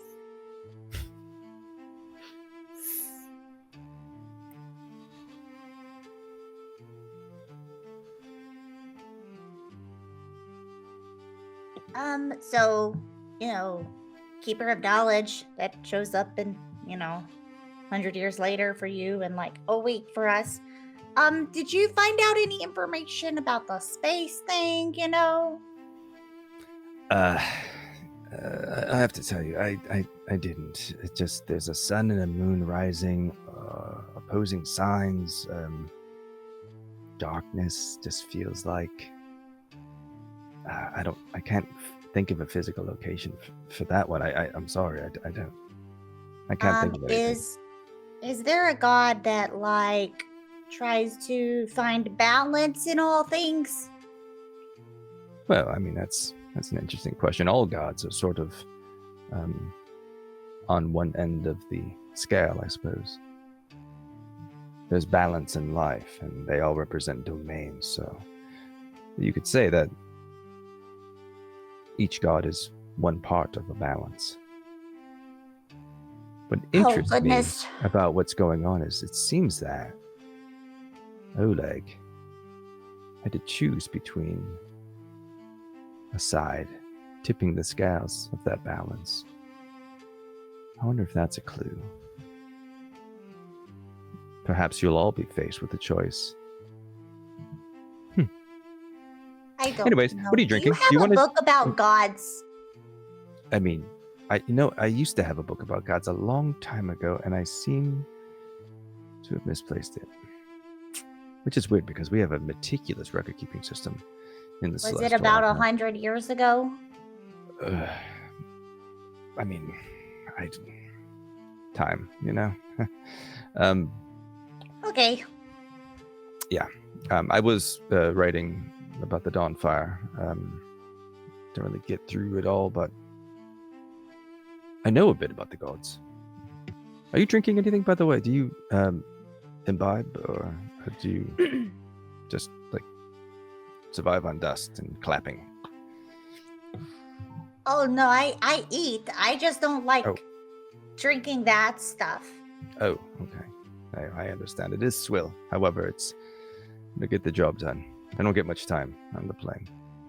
As Raish is, blabbering as he does,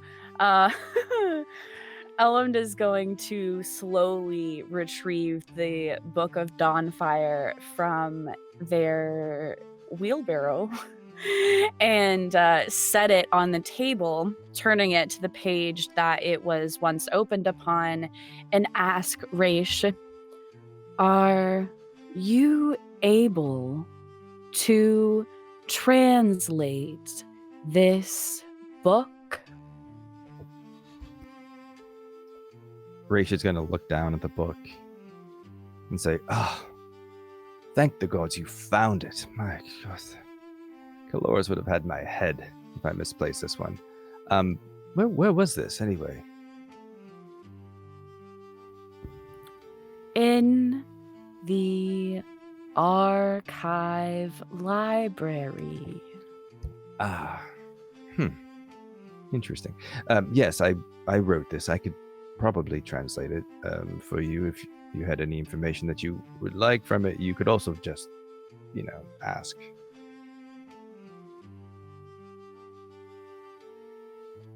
What And is as he- the Tempest?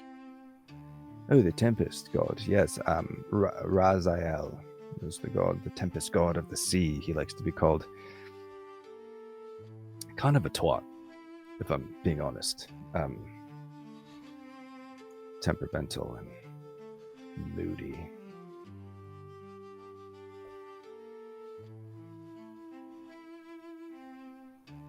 What does he do? Complain mostly. He's big with the storms and the water and stuff. He's very angry. Do you feel anger right now, Da? Yes. Do you feel a surge of electricity coursing through your veins? Always. Well, there you have it.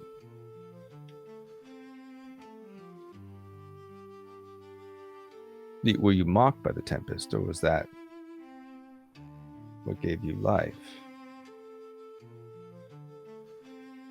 I don't know, but there was lights from the sky when I awoke.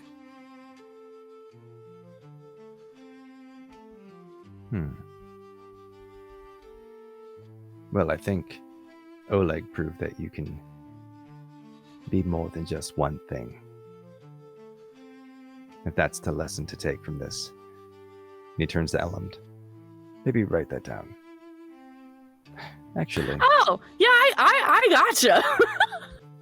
Actually, why don't you hold on to this book for me? Yeah, I feel good about that. Is it the Book of the Dawnfire that he's talking about? Yes. And as he hands it to you, and you take it in your hands, all of the words on the cover appear to you in a language that you know of your choosing. I'm going to choose the language of my people. Mostly because no one else can read it. My bad, guys. Okay. Keep your secrets. Elrond is a friend of knowledge and will protect the book.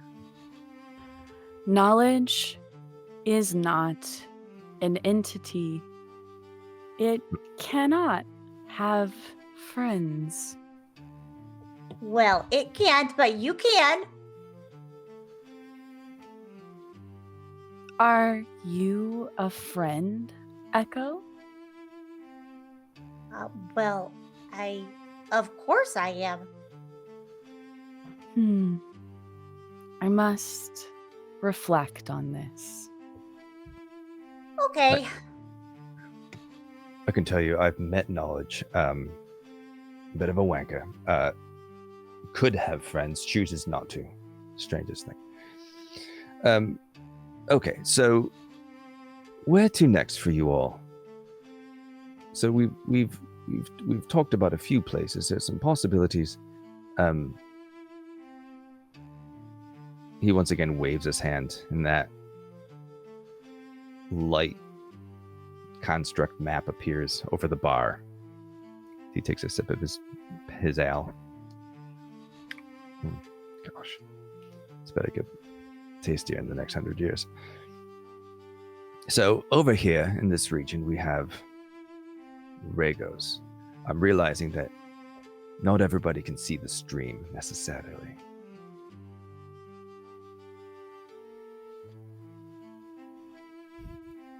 Let me share my screen.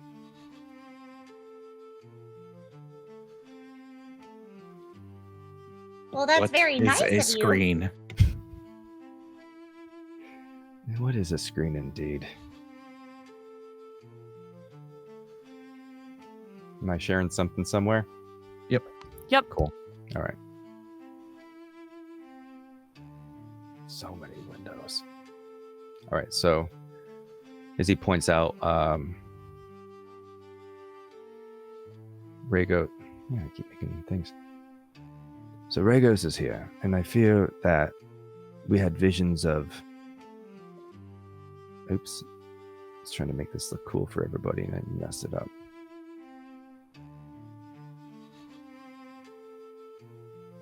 Carthala. Helm, you're from Carthala, right?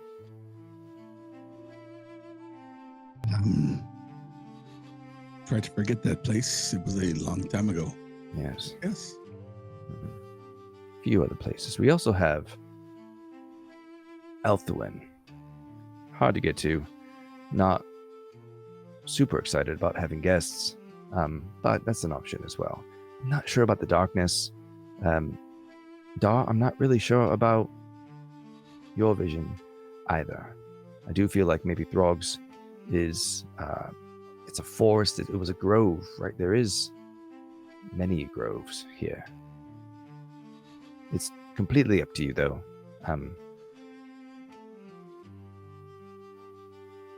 Well, I mean, we seem to be pretty close to the Grove area. It would be a little silly to travel somewhere else and then have to pass back by where we are now.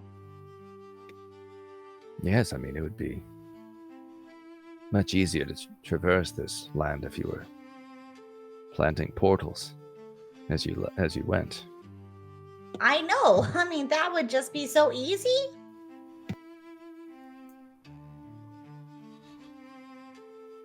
All right, so all in favor? Whatever is closer. Fantastic. Oh, shit.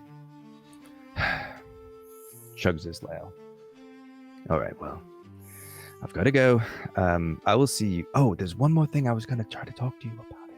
And as he's chatting, he just starts to sort of fade from your vision until he disappears in his bar stool.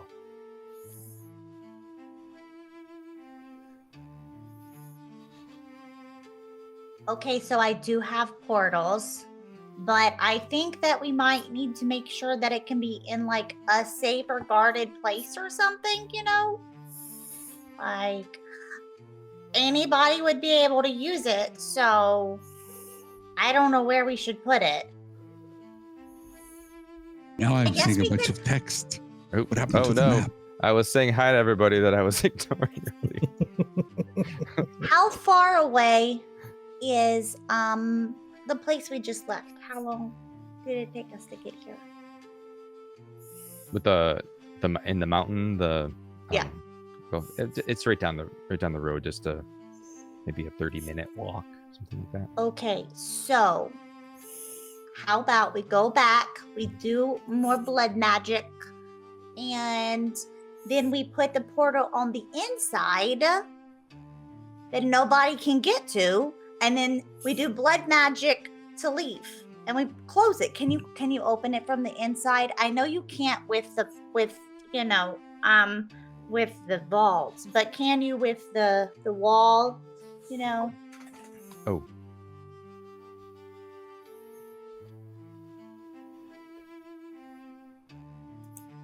I do not think we should put a portal inside the kingdom at all. I don't think we can open it from the inside. We will basically be sending somebody in there who, if they're not royal blood, we're just sending them into another tomb. For that's what that kingdom is at this point in time. Well, yeah, I guess it would only be safe if we could make sure that all of the portals were behind blood magic. Okay. Now, I think we are probably going to, from the looks of it, we have a floating island in that void. That sun and moon place you were talking about. I think we should probably leave those two for the last two because, well, they're the hardest to get to. Yeah, I mean, I know a couple of people where the floating, island is. They might be a little bit more willing to let us go, with me being there. Ellum went there too, with me. Where did I go? It was when we were traveling together. The floating island area. Oh, okay. Yes. Correct. You're like, wait, where did I go? So, Carthala and Ragos, or up to Althwin. Oh, definitely Ragos next. Okay. For sure. That's the closest, I think. Do y'all think we should ask the barkeep if they have somewhere we can put, if we could rent a room for a month and not let anybody go in there, and we lock it from the inside or something? And we can put the portal in there. Oh wait, we have to plant it. That won't work.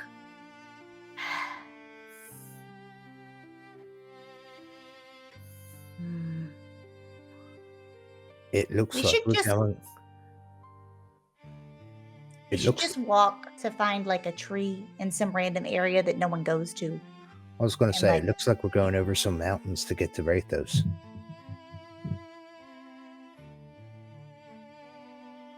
Probably find a random place up there.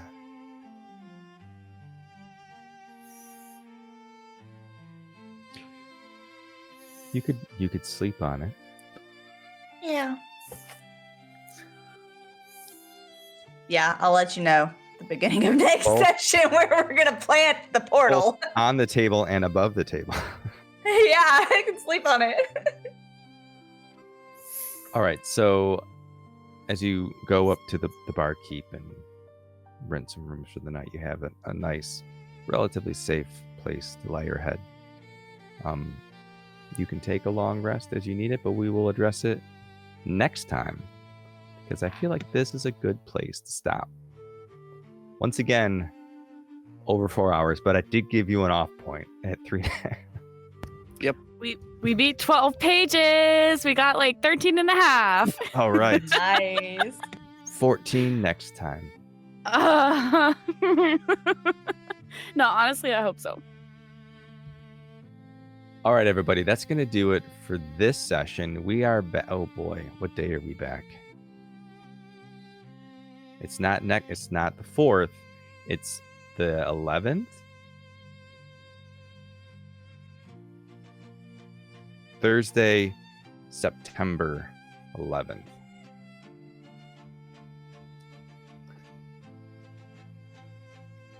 All right.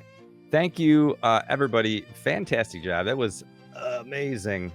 I'm so glad that we skipped that second bit so that you all could do the thing that you did because that was outstanding. So cool. Yeah, Yeah, I big thank you to agree. everybody who hung in and are watching at home. Appreciate each and every one of you. Once again, a friendly reminder, you can go to ghostlightxc.com. You can click on play, and we have 2 November one-shots. This group is taking a break, and we are going to shift the focus of our main story to two different places, Corvallis and Zahareth, which is the Infernal Desert.